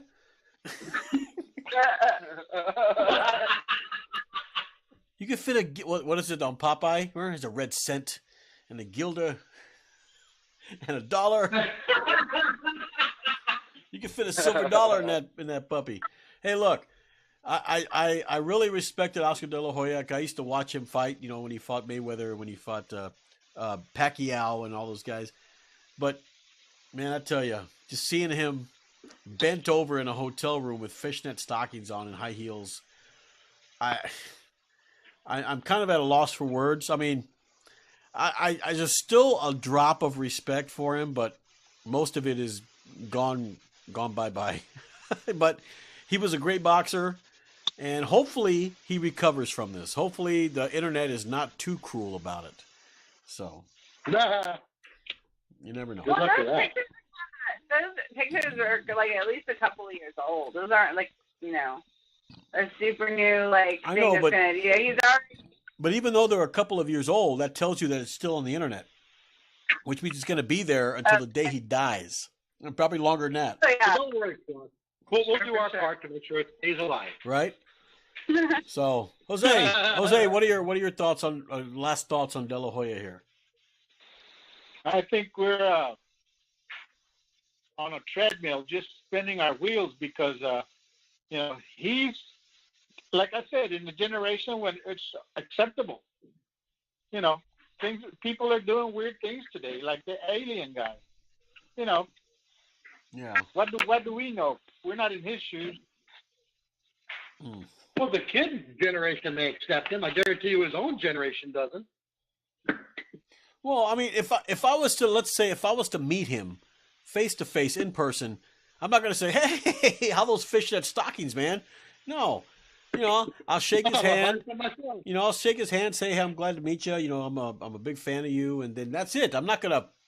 I mean, the poor guy's already getting dragged through the mud as it is. Why put? You're not gonna ask him if it hurt or anything? No. Does it hurt? Does it hurt? No, I'm not gonna ask him if you know, that's his personal business. I mean, I wouldn't want any of my personal stuff pushed out there. You know, neither would any one of you.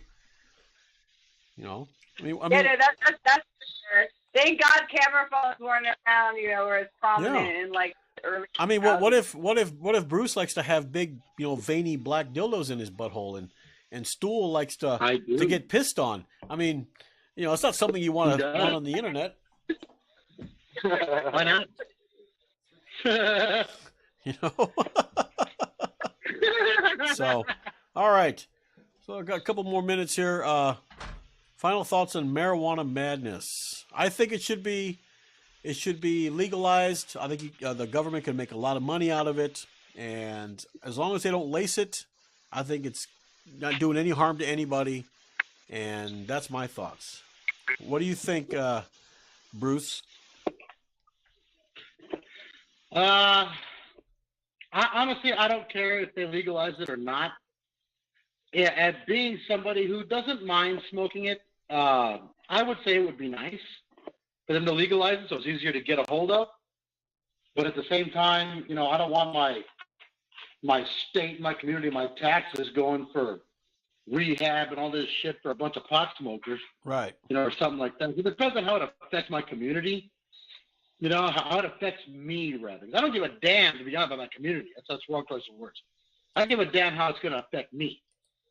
You know, if it's going to affect me badly, then, you know, I don't want it. If it's going to affect my local businesses that I shop at, make my prices more expensive because they're not working, are doing their job properly, right, that's going to affect me. And so I don't think it should be under those circumstances. But if it can be done in such a way that hopefully, because there's going to be some suffering, no doubt about that. But if they can keep it to a minimum, and people can still function normally on this stuff, then by all means, go right ahead. Don't matter to me. It just, I don't want to see my country go to shit because of it. No, the country's already going to shit, even without pot. If that's the case, it can go to shit a lot worse. I don't want to make it worse than it already is. And that's something that could definitely amplify it. Huh. Right? Okay. Those are my thoughts. I think that they ought to regulate it like beer.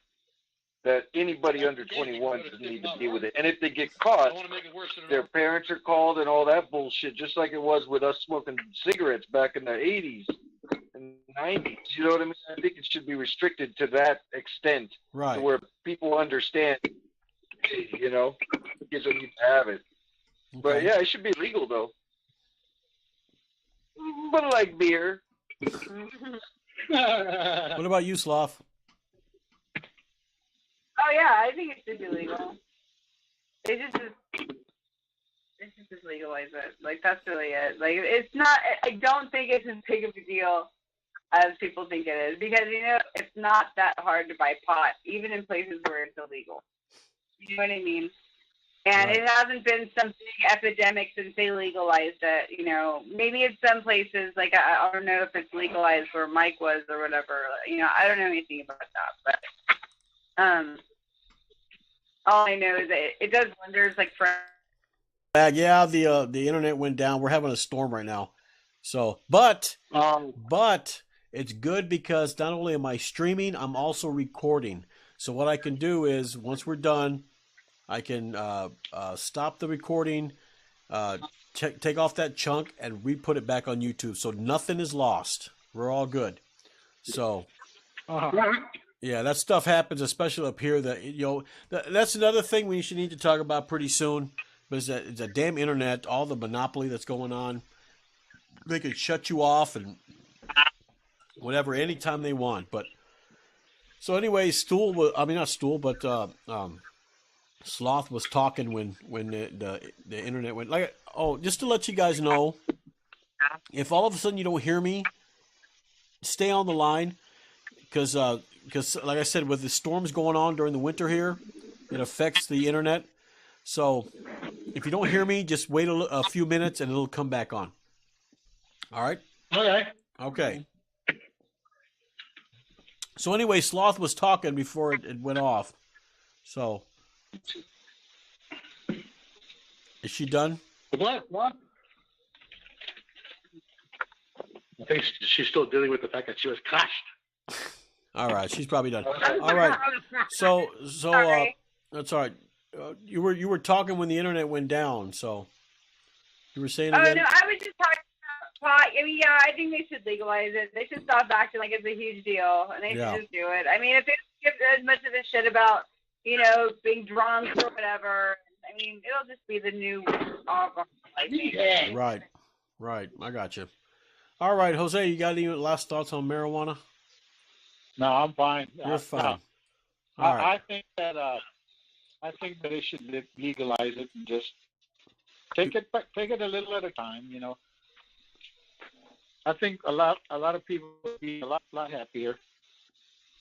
Yes. They say that it affects people that are epileptics positively. So that alone, if you ever known anybody that's an epileptic or seen anybody react to epilepsy, you'll know that it would be a good thing to have that in their corner, Right. As long as the epileptics aren't giving you a blowjob, we're good.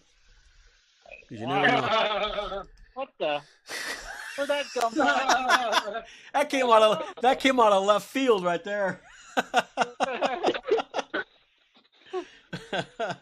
Anyway, so go ahead and stay on the line, and I'm going to end the show here. So just stay on the line real quick. Okay. All right. Okay. So, all right. All participants are unmuted. All participants are muted, and they can unmute themselves. All right. So, ladies and gentlemen, we're done with the Sunday Roundtable. We'll be back next Sunday at 6 o'clock if you want to show up. Like I said, we have a number that you can call in. It's 605-313-4171, and of course the PIN number is 793-986 with a pound sign. And if you want to support this podcast, because it does take money and time to do these podcasts, and if you're enjoying it, just I'll leave the link in the description below. And if you want to, donate a few dollars or whatever, just to the cause, just do that. And if you can't do that, and that's perfectly fine, if you're financially strapped or whatever, then just subscribe to the channel. So we can start it that way. You can also support it that way. So we'll see you next Sunday at 6 o'clock here at the Roundtable.